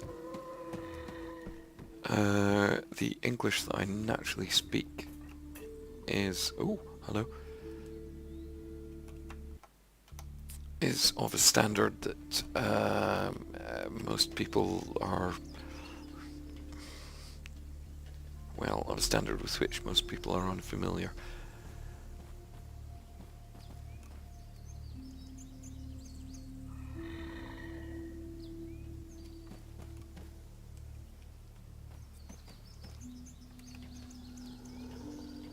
You know, I was raised never to split an infinitive or leave a subjunctive clause hanging, etc., etc.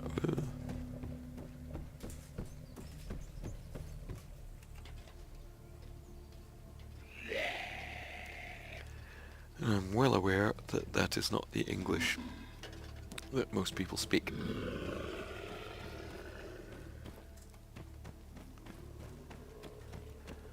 So ordinarily the way I speak English is I think in formal English and I translate it into a more colloquial and understandable form. Who's shooting them bullets? I mean, obviously I like to play with language as anyone does.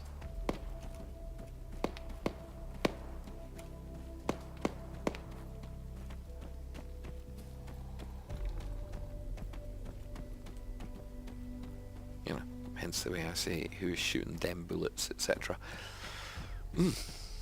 Anyway, gosh, I'm going on far too much about this.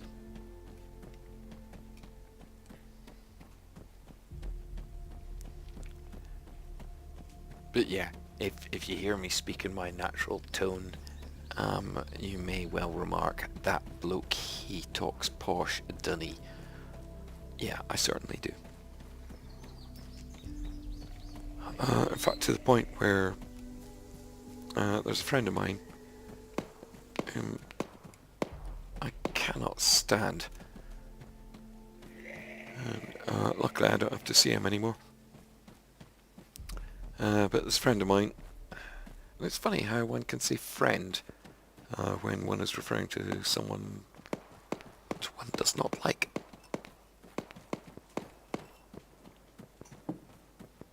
But yeah, there's a friend of mine that I cannot stand, but he had an excellent classical education. Oh, yeah, it was. Oh gosh.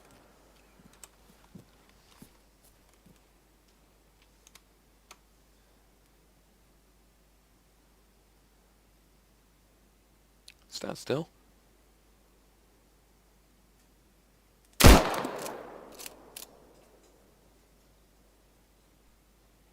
Really?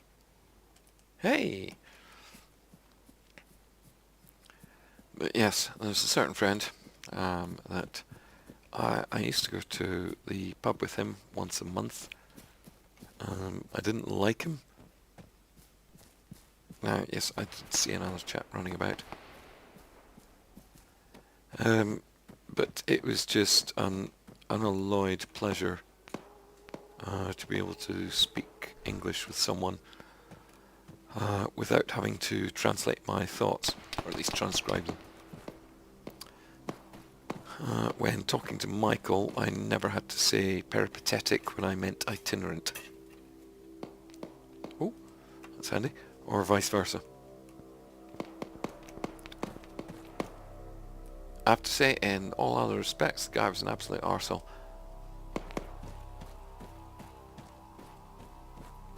He's one of these people that doesn't smoke, but... Well, he does smoke. By not smoking, he means he doesn't buy cigarettes. He's one of these people, you give him a light for a cigarette and that lighter doesn't come back. You offer him a cigarette and that packet has gone. One of them. But extraordinarily well-mannered and extraordinarily well-educated. To the point where he's better educated than I was. I very much enjoyed that.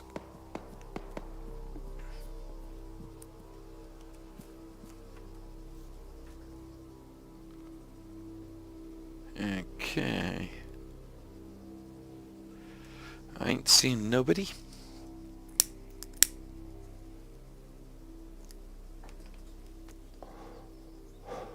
See, nice double negative there. And very poor grammatical structure in general. Now, the zombies ain't going nowhere.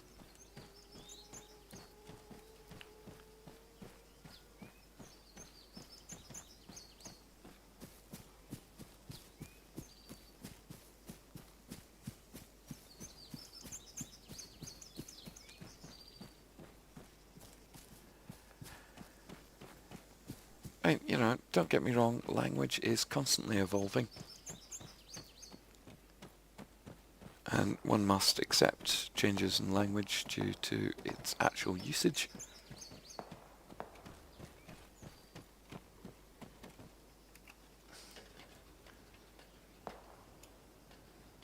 But I learned to speak posh, so you're all bastards if you don't. Oh gosh, I'm a lot more sweary when I'm drunk, haven't I?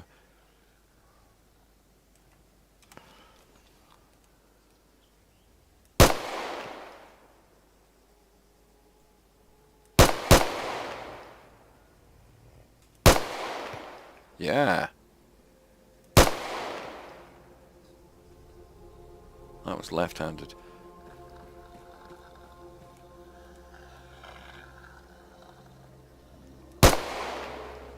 Oops. Double oops.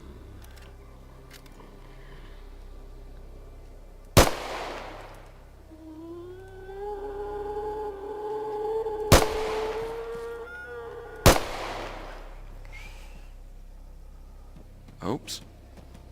That was careless. Ah, barely hurt. Right.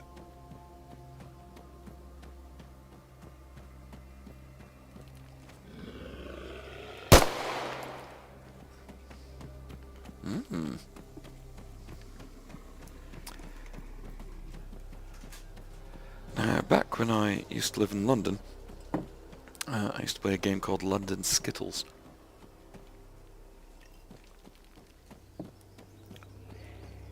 London Skittles is a bit like bowling.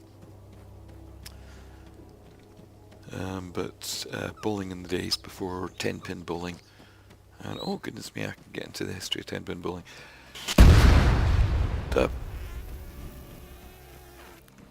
Yeah, okay.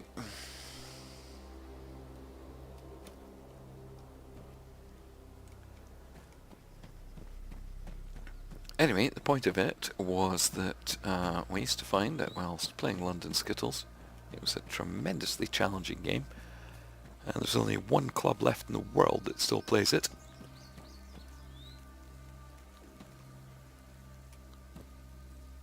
To which, obviously, I was a member. And we used to reckon that it took about 20 years to be good at the game.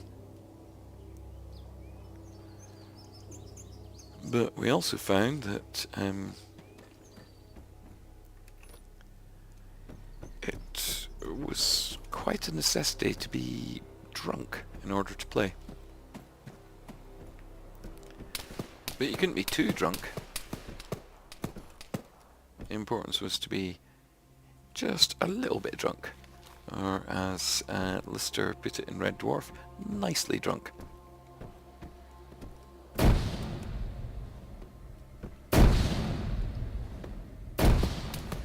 Chuff.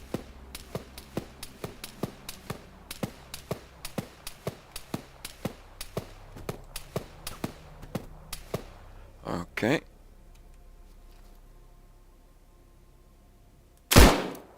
I missed him, didn't I?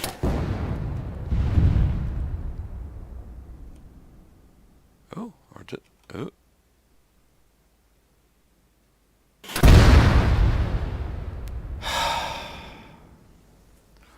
Ah!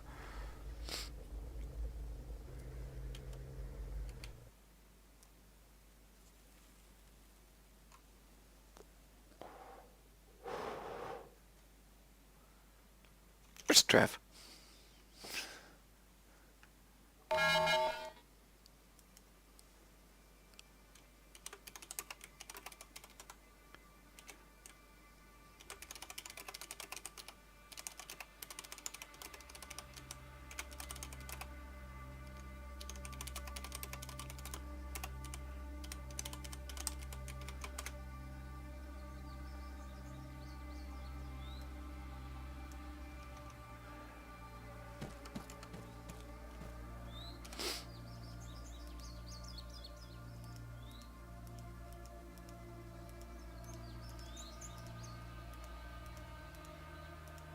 Oh, 2 kilometers, clear the camp.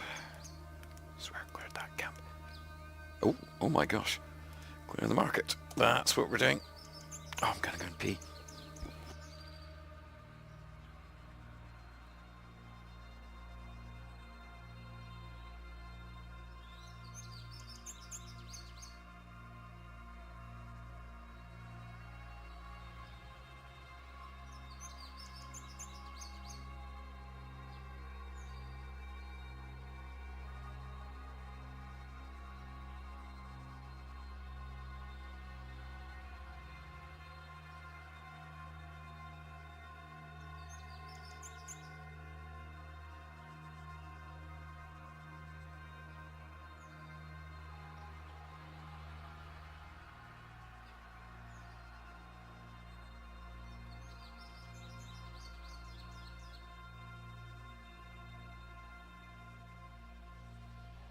Whew, right.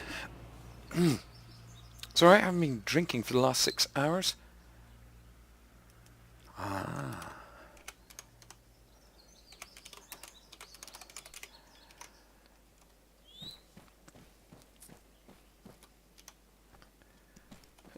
I might need to pee a few times.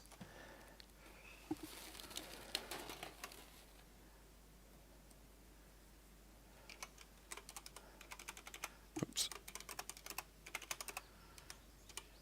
Curiosity. Oh my goodness me, my spelling.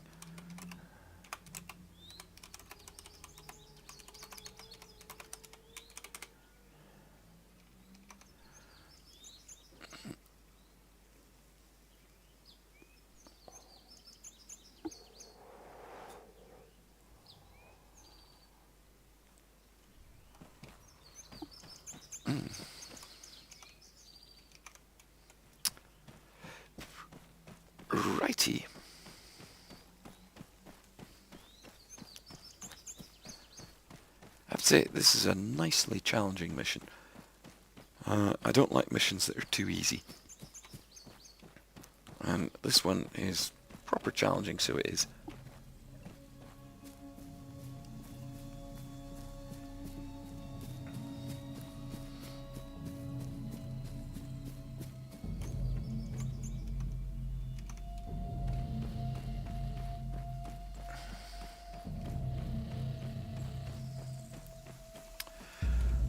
Now I...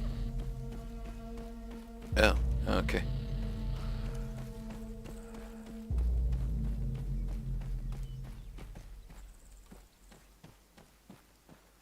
Trev cannot hear me. Oh, yeah, I see the microphone thing shows us off.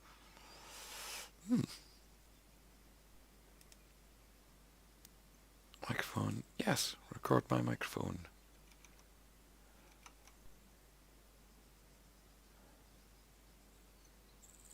Oh, yeah, okay. Test microphone, 1111111. If it were done, when 'tis done, then 'twere well done quickly, for if the assassination could tram lapse or consequence and catch with a thirsty success that but this blow might be all and the end all here.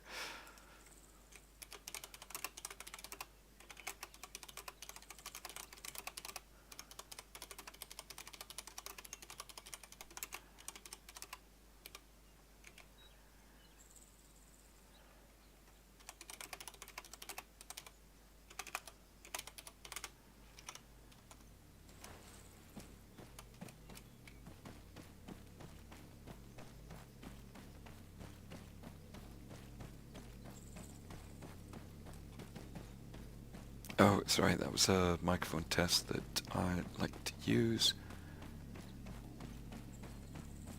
It's simply a short soliloquy from Macbeth, Shakespearean play.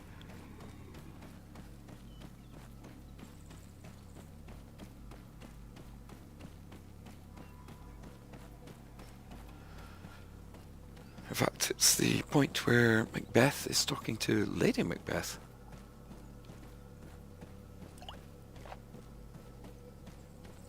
And they are discussing the murder of the king, which Lady Macbeth is jolly keen that her husband carries out.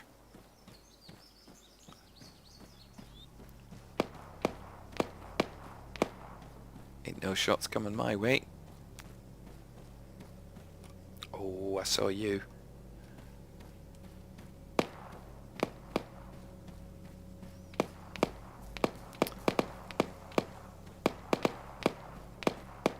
Them zombie killing shots, so they is.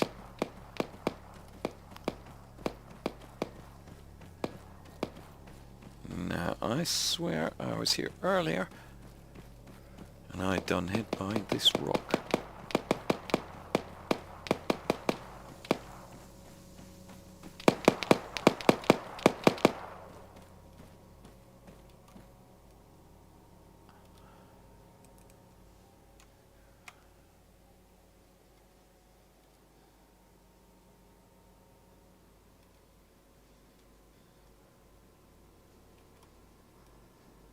Oh.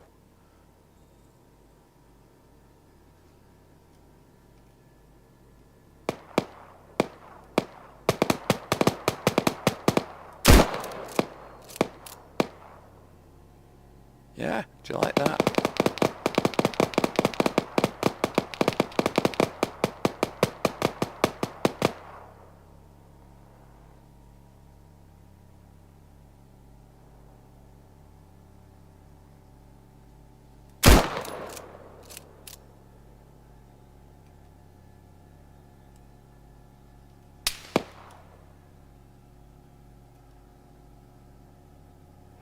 Ah, goodness gracious, that was a shot in my general direction.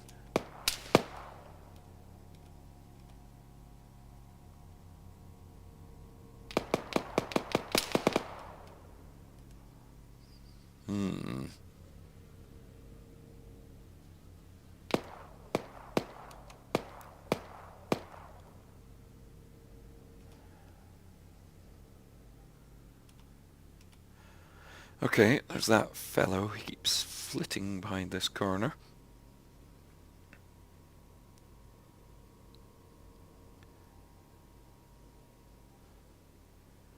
I'm in no great hurry to perpetrate his murder.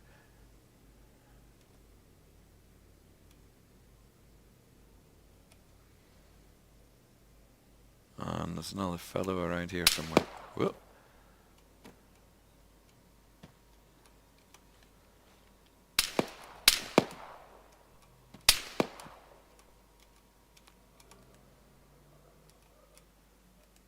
Ugh. No, climbing up that rock ain't no good.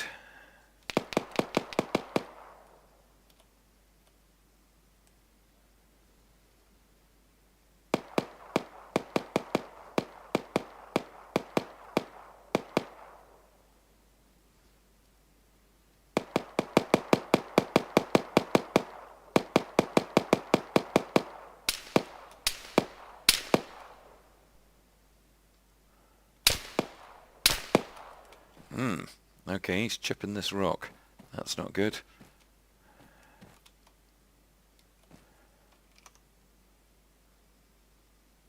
Ah! Trev can hear me.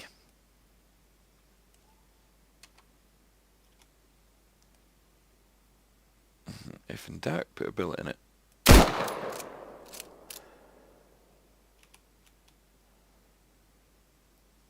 Ah, it was not a person.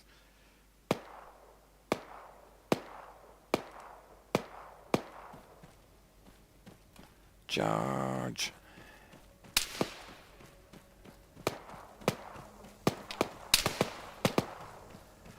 This is not really a close-up gun at all.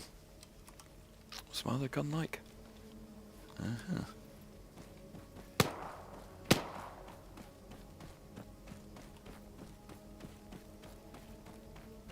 Right, stuff it. I think there's two guys.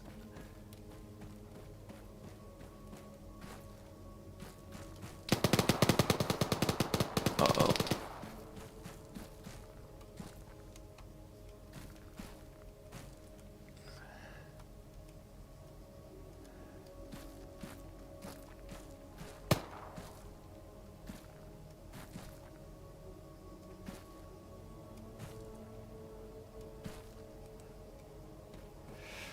God darn it.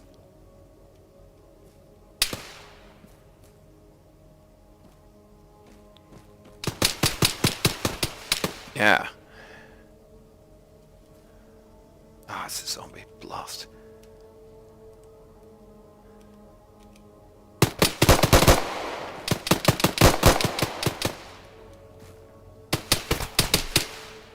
Oops. I took a ding there. Ah, barely. Barely worth mentioning.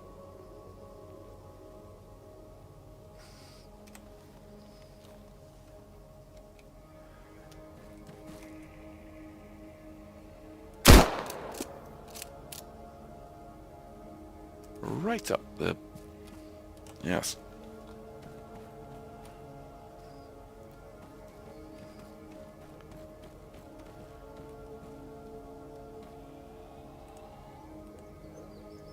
Ooh, zombies are coming to my aid.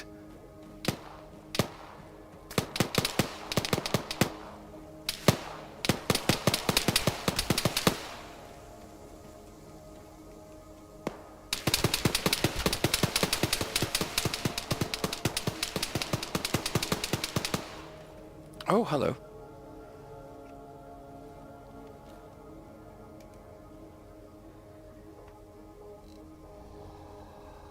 Why, of course you don't have a backpack.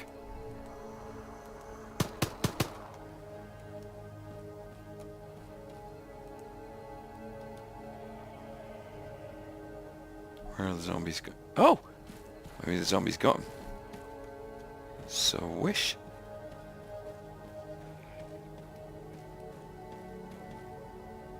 Yeah, looks like it.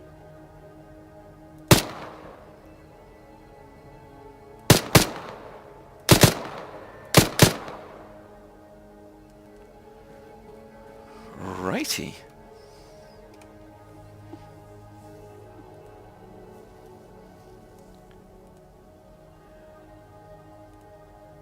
Take a map. Take a watch. Bitch and Shema, an Alice pack, a first aid kit. What's in the Alice pack? Stuff.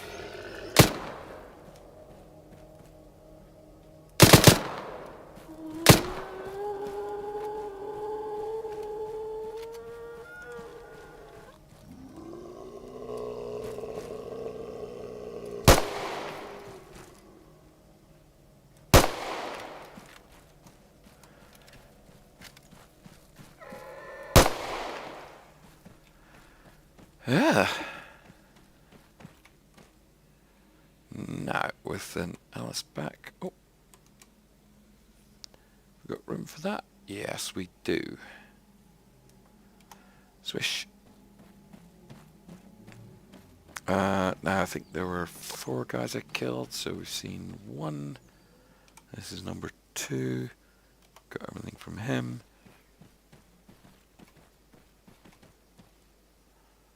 Number 3. Strip his gun. First aid kit, I guess. Righty. And where was number 4? The zombies got him. Yeah, he was in amongst all this stuff. Hello.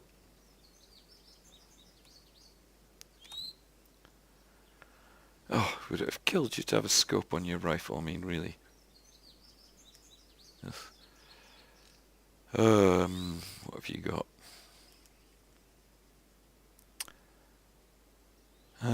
Now, is that a real toolkit? Oh, actually, I can dump those satchel charges. Oops.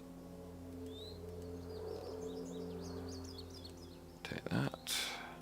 Take that. Yeah, okay. We're good. Tasks. What have we got? 8.4, 10, 12, 1.9, clear the camp.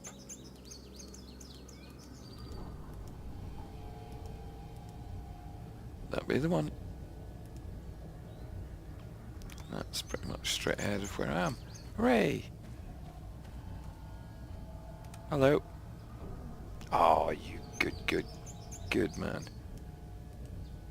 Thanks for having a scope and some binoculars.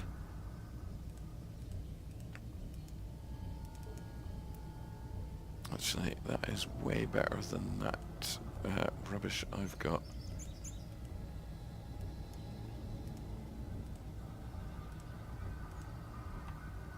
Okay. I think we're good. Oh. How am I looking? Dashing blade. See, children, I don't know if you can hear that, but the children are still out in their plastic cars.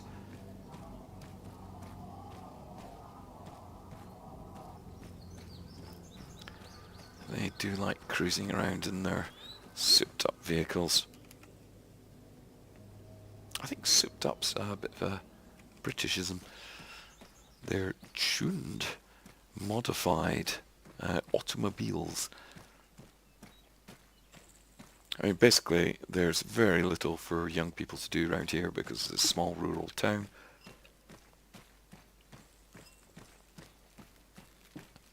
And some of them alleviate that boredom by tuning up their cars and then driving along the 2 or 3 streets we actually have. Usually at the weekends, usually in the summer. Them's baddos. Right, I see at least 3. This doesn't seem to be the most opportune time for lighting a cigarette. One of them's got a DMR.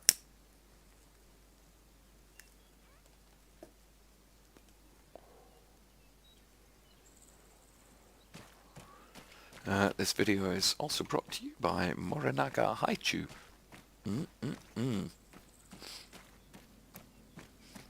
And I don't know how familiar you are with Japanese sweets, because if I did, I'd be very powerful indeed. But Morinaga Haichu are the nicest sweets ever. They're soft, chewy fruit-flavoured sweets.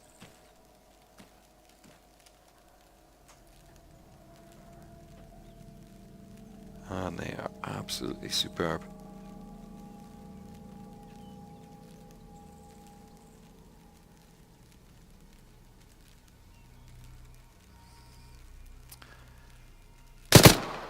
Oops.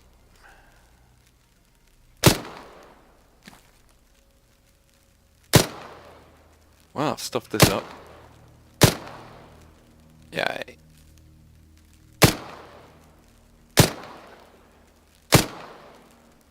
And the ones that I'm eating today are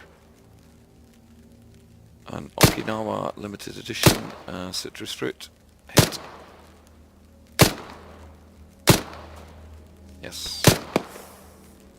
Swish.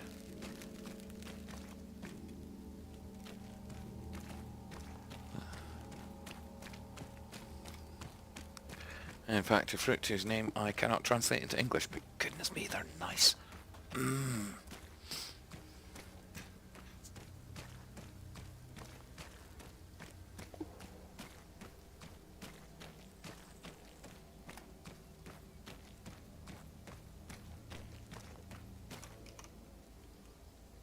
Oh, what am I doing typing to Trev? He can hear me now. Trevor, I am on my fourth, maybe fifth life. I have yet to be able to clear 2 tasks in the same life.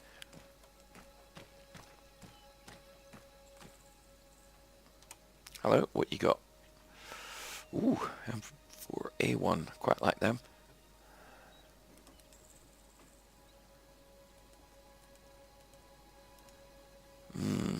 Yeah, I'm more inclined to carry that than my Lee Enfield.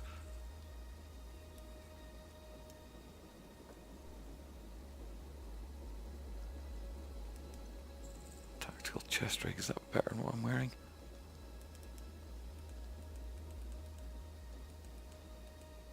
Yes.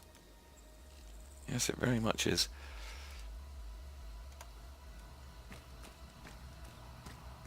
Ah, you've got a Lee Enfield.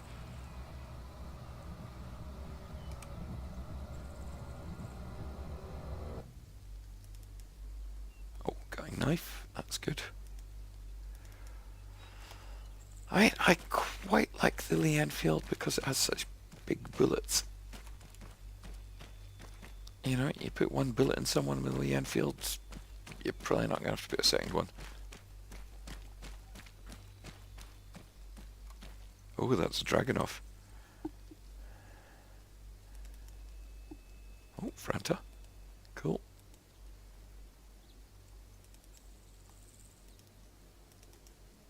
Just...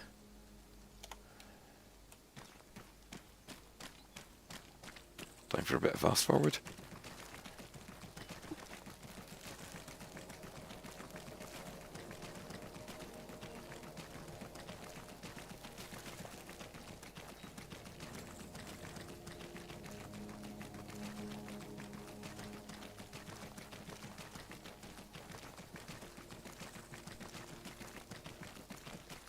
Oh, goodness me. If that pub had not shut, I would still be there drinking right now. Oh, it's not really a pub, it's the Working Men's Club. But they are such nice people.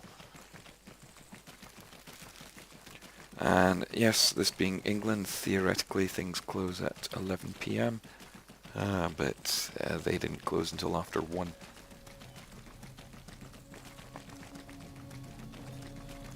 It's one of the blessings of living in the countryside.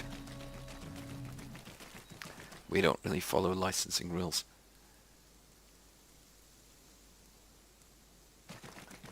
I mean, certainly the bad places, they do have to follow licensing rules to the very minute.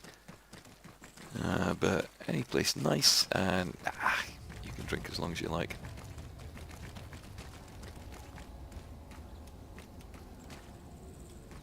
Okay. Oh. Oh, it has to be over that rise, doesn't it? Now, just having a look, am I better off coming in that way? Or coming in that way? Is that a vehicle? No, it's the remains of a vehicle. Ah, stuff it.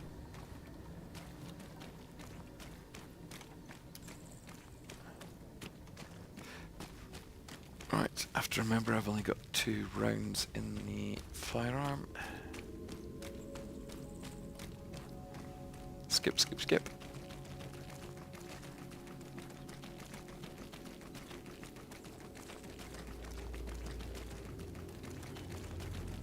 But yes, rarely, if ever, have I been in a pub round here that actually closes at the time it's supposed to. Next week I'm going down to London, where everyone will be following licensing hours very strictly.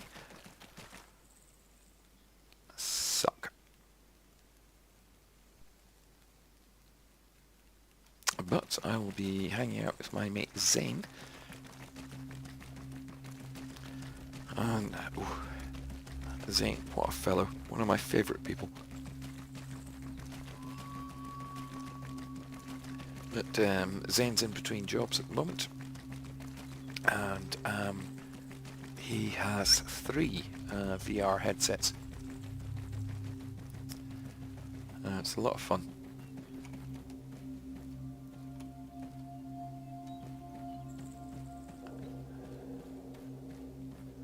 So yeah, we're going to be playing VR games for the best part of a week, whilst I pretend to be there for work reasons.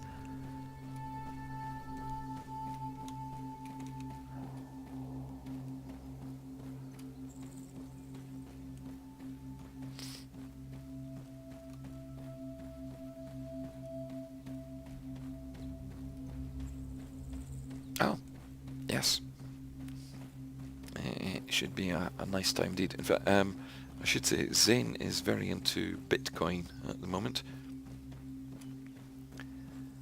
He's absolutely uninterested in the monetary value of it, more just the philosophy behind it. But he's so serious about harvesting the Bitcoins that he does not have to heat his house. The computers take care of that for him.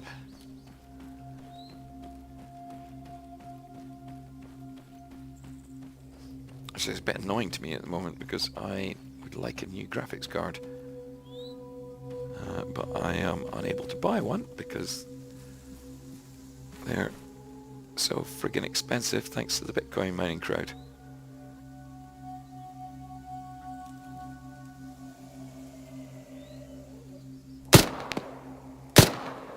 Oops. Shut up, zombies. Armagerd, zombies. Right, I like the sounds of that shitting.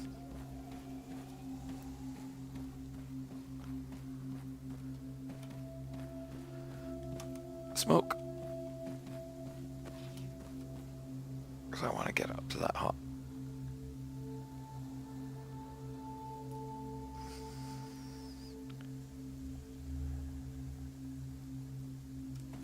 Run.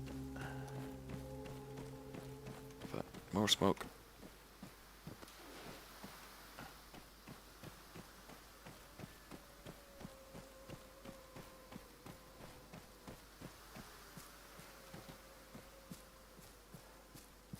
Yes.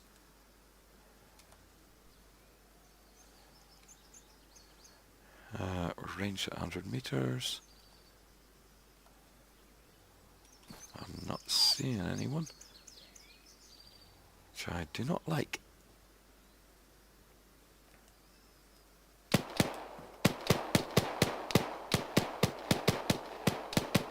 Don't sound like they're shooting at me.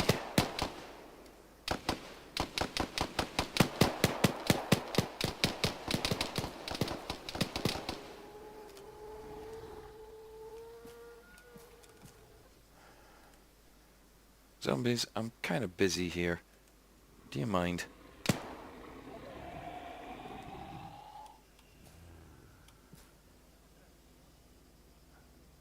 Oh yes, zombies like smirk.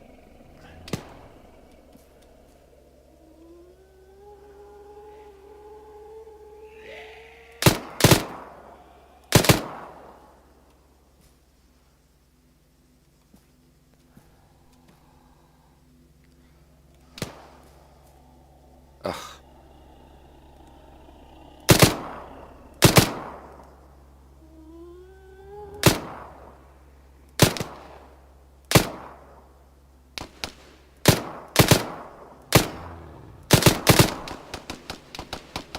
Right, thank you. Oh.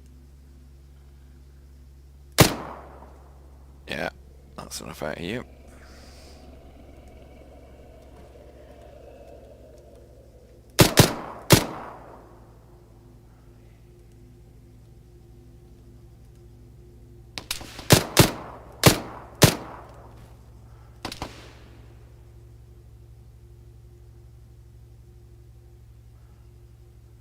Where is he?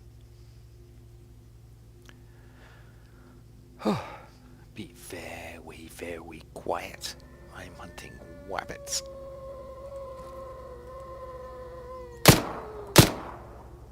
Oh, for goodness sakes.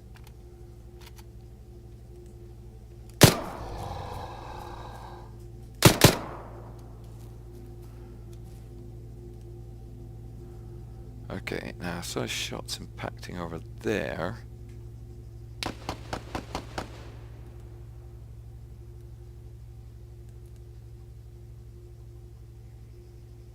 Is that him? Yeah. No mission complete, which suggests there's someone else still. Hello, chicken.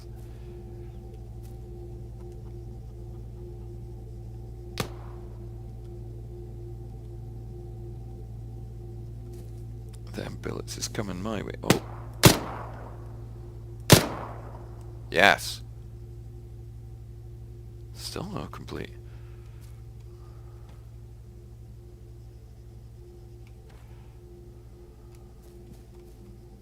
Hello, chicken.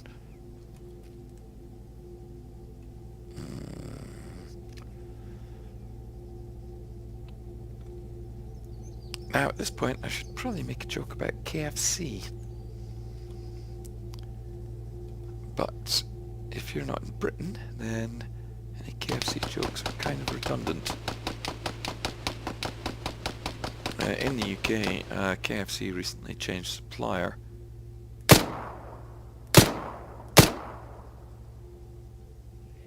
Still no complete. Consequently, they've run out of chicken.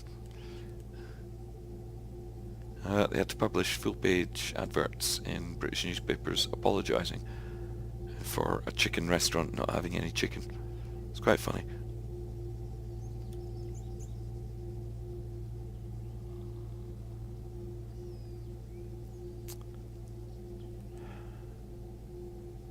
Right, run.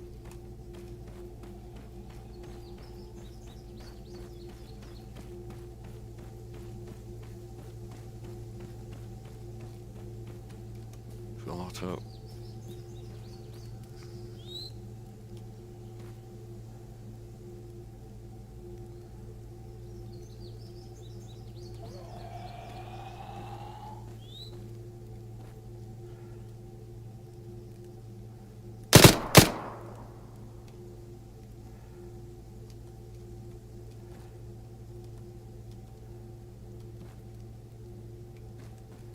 Oh, what's the betting? Someone's in the building.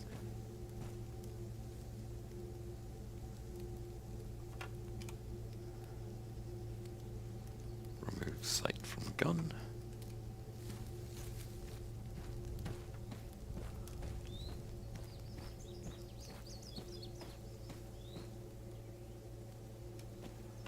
Actually, what was that Trev was saying about mine detectors?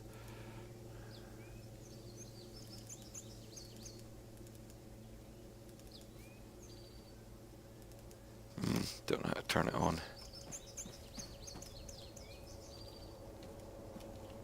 Now the last time I did this.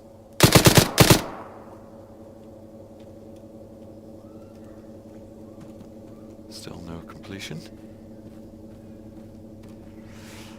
So yeah, that's kind of exploiting the game mechanic a bit, innit? Well, there's some very happy people outside.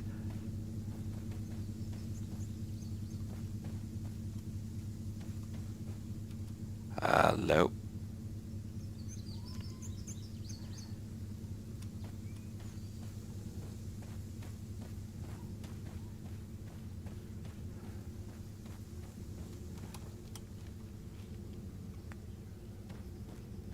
Okay, stuff it. Let's charge in the door and murder him.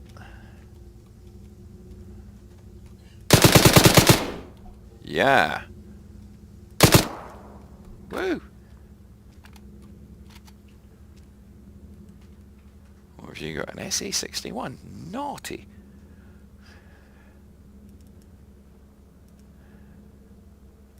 Actually, does that count as a pistol? Yeah, it does.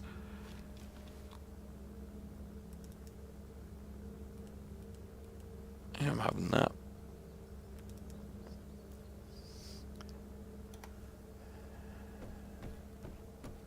What have you got? AK-74.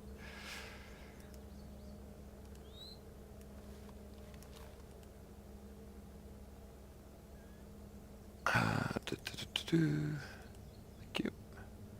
Anti-rads. Water? Brilliant. Ooh, frag grenade.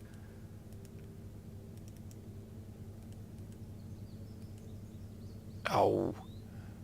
Don't need all those first aid kits though, do I?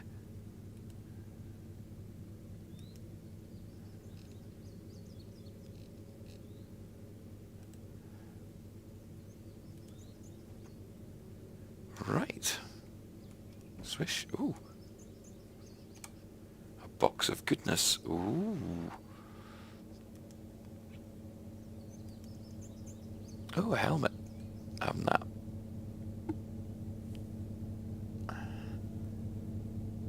Yep, no, that's fine. Nothing more I want there.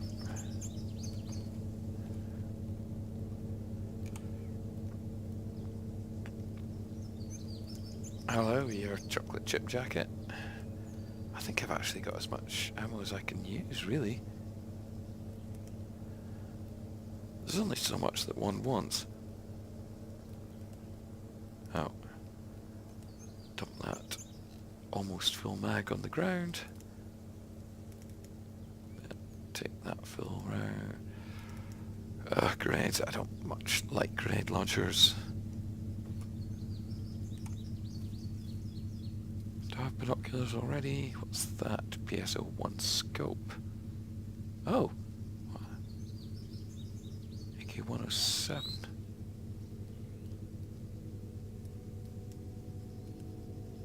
How did I... Oh yeah, I took the scope off mine, didn't I?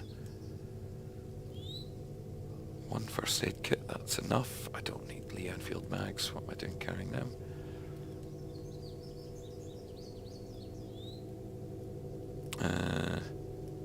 Got a knife. No? Soda? No. I'll need one of those. Duh. Lordy, lordy. Not sure about that toolkit. I don't know whether that's a real one or not. Stuff, I've got 11 mags, that's more than enough. These tents, are they anything? No. Actually, that's something that frustrates me in armour. Here's a gun rack with 2 guns in it, and it's nothing and I can't pick it up.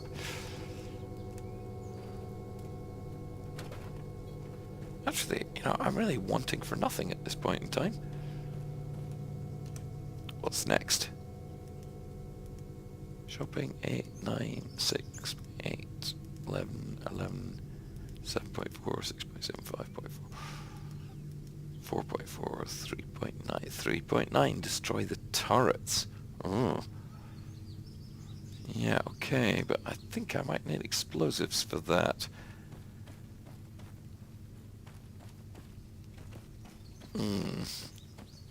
There's some... Oh, Can I search in there?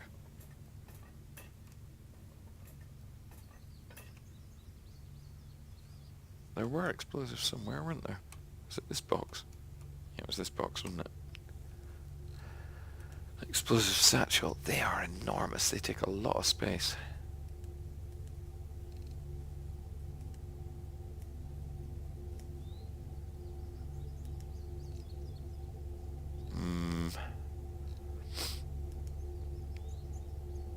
See, to be honest, I don't need that M4. Yeah, let's take that and be done. Okay. Right, that's 2 objectives done. Skip. Oh, it's going to be up over those hills and down the other side, isn't it? Have a look at the map. Oh, it very much is, isn't it? What's that one? Free the hostages. I'm not really one for freeing hostages. I'm more one for accidentally killing hostages I'm supposed to be rescuing.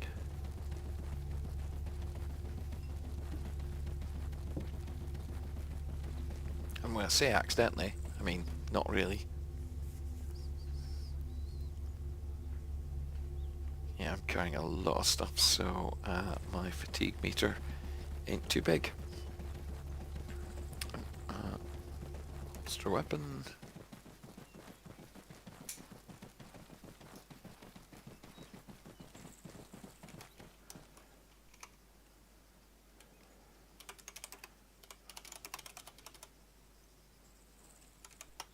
Oops.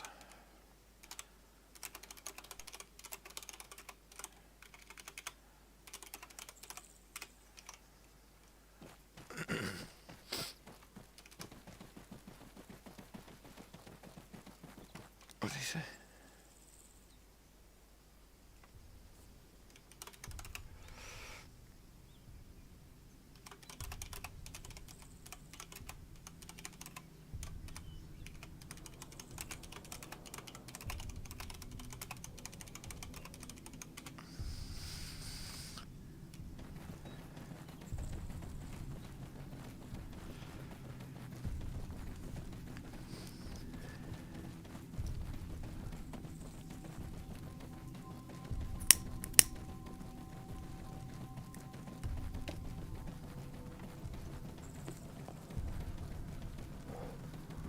Now I have to say, you know, me running along like this in the open desert is probably not...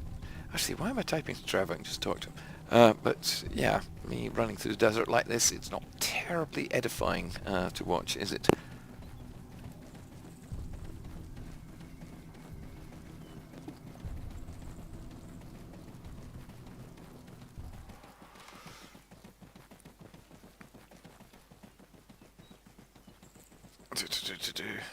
Oh, look how cool I am.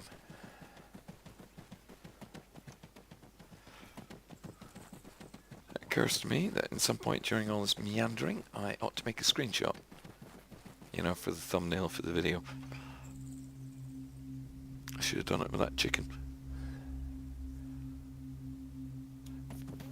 Fatigue.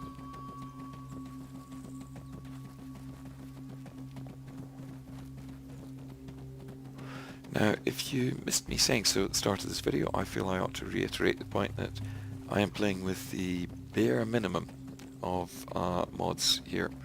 So you'll find on the Steam Workshop page for this this mission, sorry, that Trev suggests the use of things like enhanced inventory, and that's something I am not using. For all of my videos, I like to use the absolute minimum possible number of mods.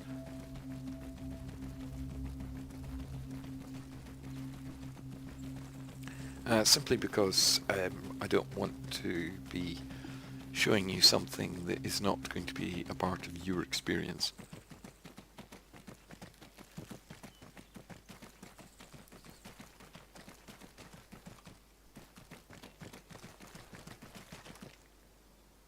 you know, and I do get emails and comments from people who live in countries with poor internet connections, and so they don't want to download any mods that they don't have to. In fact, their poor internet is reason enough that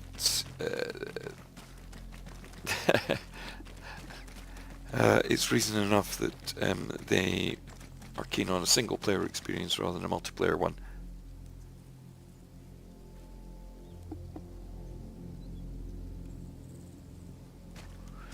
Now, I know that Trev was saying on this one, someone asked him if he was going to make a multiplayer version, because he often does, and I don't think there is a multiplayer version of this as yet, due to the fact that he has other things to do first.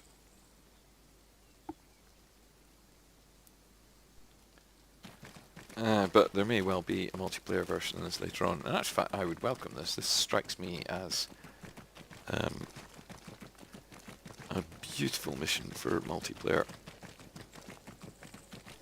especially with reviving, because as you've seen, I've died 4 or 5 times already.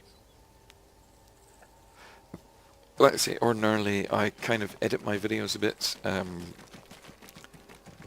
I go off and record you know, as many playthroughs as it takes for me to get a satisfactory one, and then I show you that playthrough.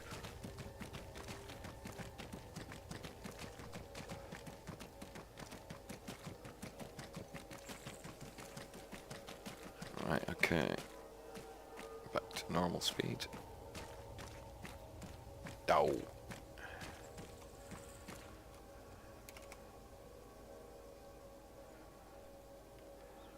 But this time round, you know, what you're seeing is absolutely my experience of the game.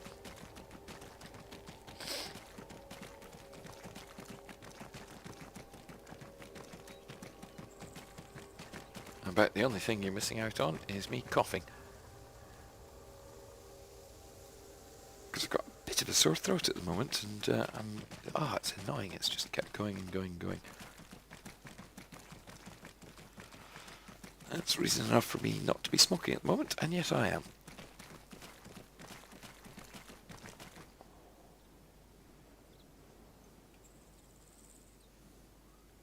Ah, there we go. Trev saying not yet on multiplayer, but he will do soon enough. Yeah, I saw somebody else make a suggestion on the Steam page. This would be a good one for multiplayer, and it certainly would. Ooh. Oh, excellent. Another hill.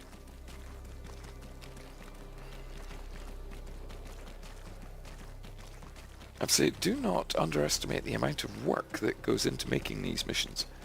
And I am using Ravage 0.1.51. And this weekend we are likely to see the release of Ravage 0.1.52.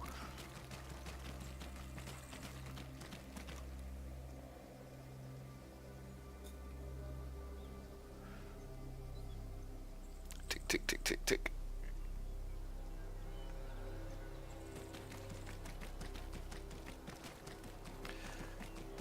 And hey, for those of you watching this, not that there's any way of me talking to the people who are not watching this, I hope you enjoyed the Japanese folktales videos that I uploaded recently, because I'm probably going to have more of them.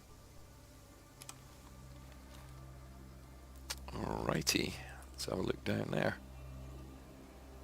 I can see 2 people moving around, one very nasty gun emplacement.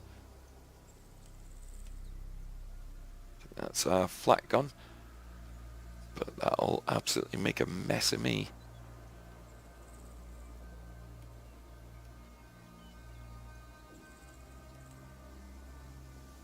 600 meters out, let's ramp up our sighting distance. If I can take out that gun emplacement before I go anywhere, that'd be handy.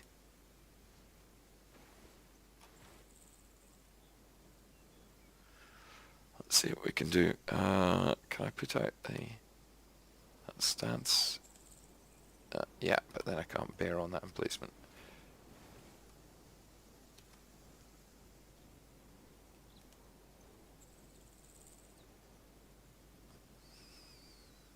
Okay. 1, 2, 3.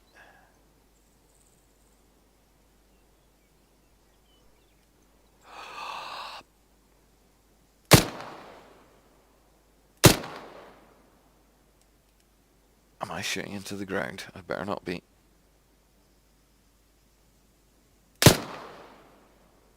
I am not seeing any sign of my shots making their way there. Oop.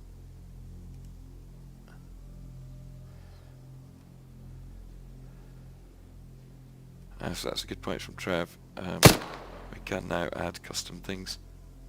Frig, I am not hitting that guy at all.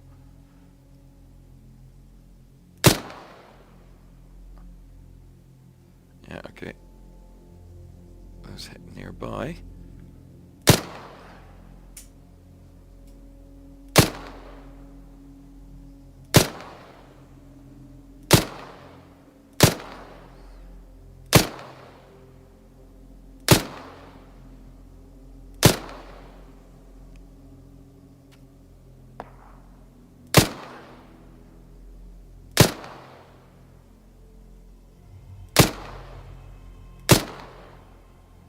Might have got him, not sure.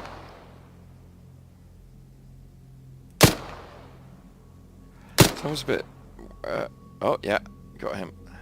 So it was a bit weird shooting at gun emplacements. You can never be sure if you're hitting them or not.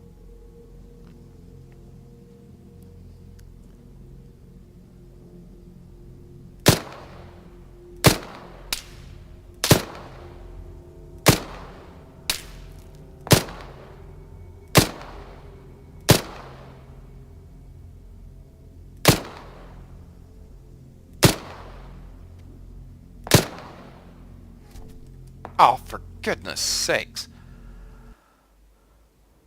Really?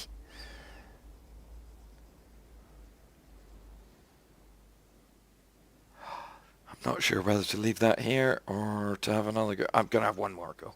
One more go. I'm also going to cut recording for a second. And then back. Simply because sometimes the video files screw up.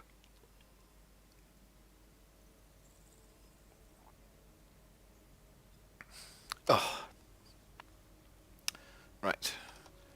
Last time through. Tasks. Don't be free, no hostages, man. 3.1k. Oh, 2.2. Checkpoint. Oh, the checkpoint's hard. Okay, we're going to do the checkpoint. And this time we're going to do it right.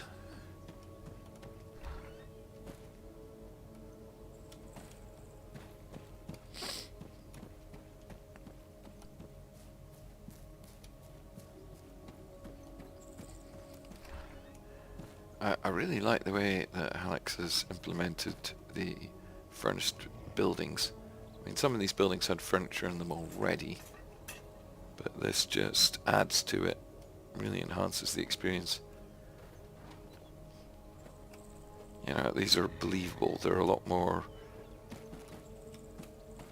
you know, they feel a lot more lived in.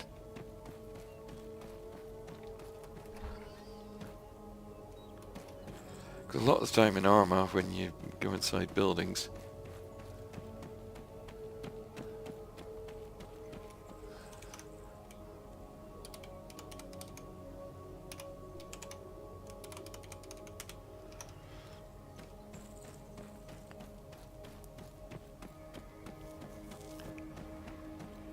you know, the buildings just feel empty and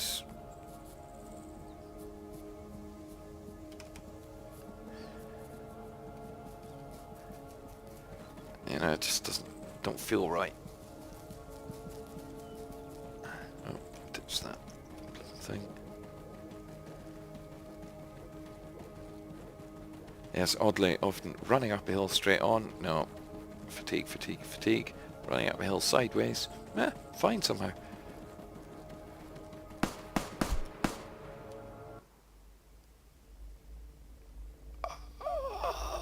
Oh my god, I died on fast forward because I'm an idiot. One more time. This is it. This is the last one I'm going to do right this time, or I'm just going to be a drunken fool sitting here talking into nothing. Son of a bitch. Right.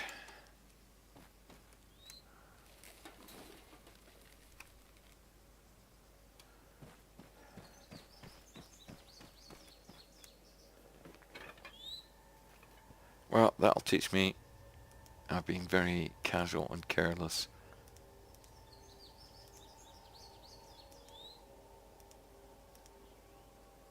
Two kilometers, clear the camp. Clear the market. I'm all about clearing markets.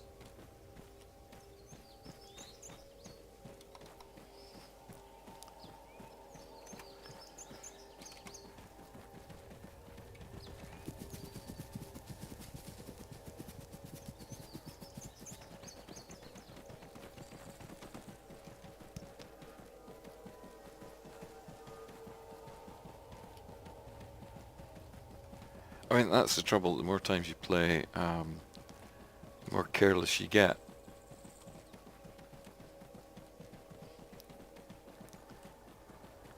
You think, oh yeah, I've done this before, and you try and hurry through it, and then you get killed. Just like that.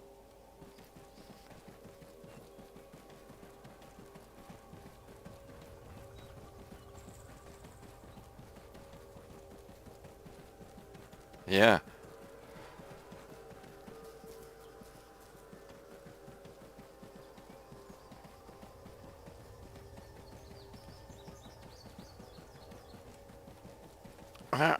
I hear from quite a few people who are very interested in task-based missions.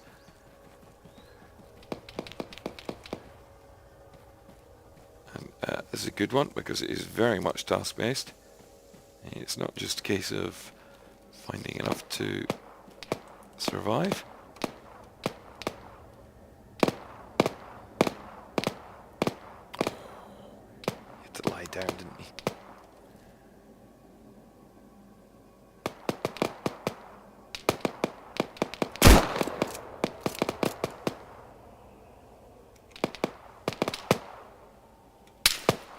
Oh, somebody saw me.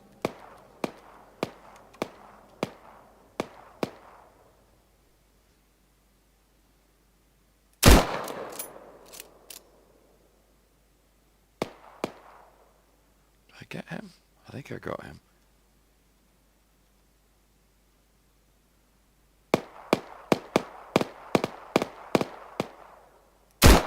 Oh, we moved.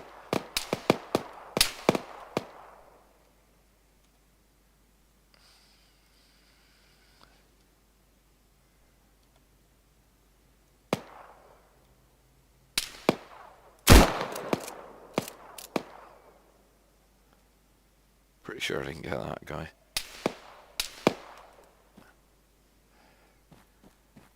Because one of the lovely things about armor is any bullet can kill you.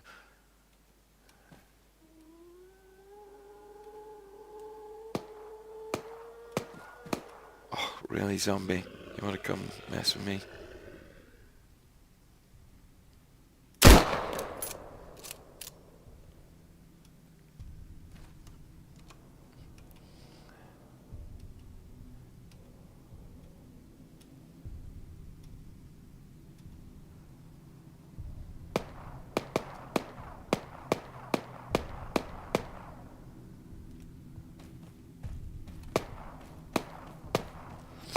Okay. Oh. Here's it. I'm getting impatient, and that was stupid of me to run down here.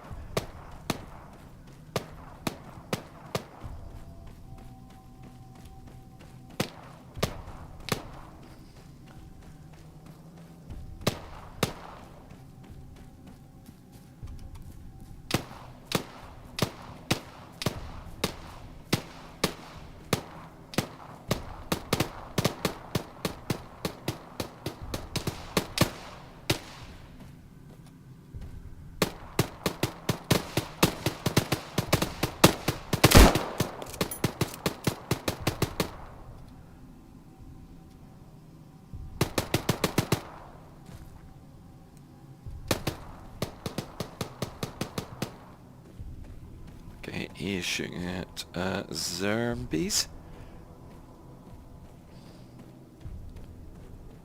I'm somewhat afraid that he has finished shooting at zombies.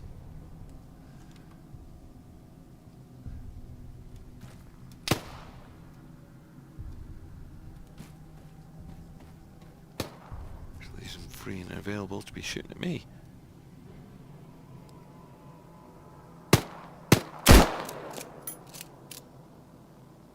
Surely one more.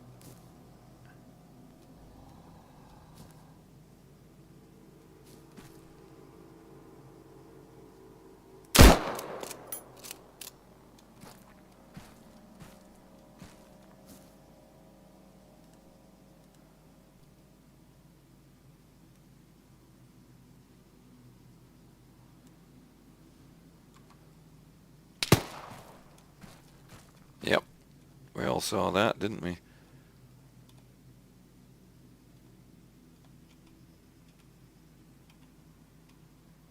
Keep running, keep running, keep running, keep running.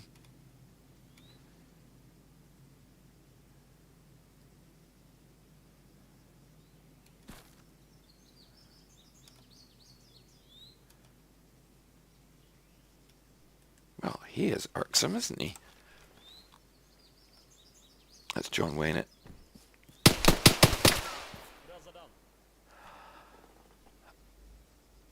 Or not, as the case may be. Right, okay. This is Takistan Outbreak. This is a mission by Gilligan Trevor 93. One of several rather good missions by Trev. And particularly enjoying this one. It's nice and challenging. I would enjoy playing this as multiplayer. Simply because when I get killed in embarrassing circumstances like that, it wouldn't be quite as embarrassing or circumstantial. But there we go. That's a relatively live playthrough. I don't think any of those lives would ordinarily have made it into a full video. But I think it's quite a good demonstration of the flavour of this. You've seen there are several tasks to accomplish. Really quite a fun mission. So I would encourage any of you to have a bash at this. And we'll see you in my next video. I think my next one is probably likely to be The Thing, which is by Phantom.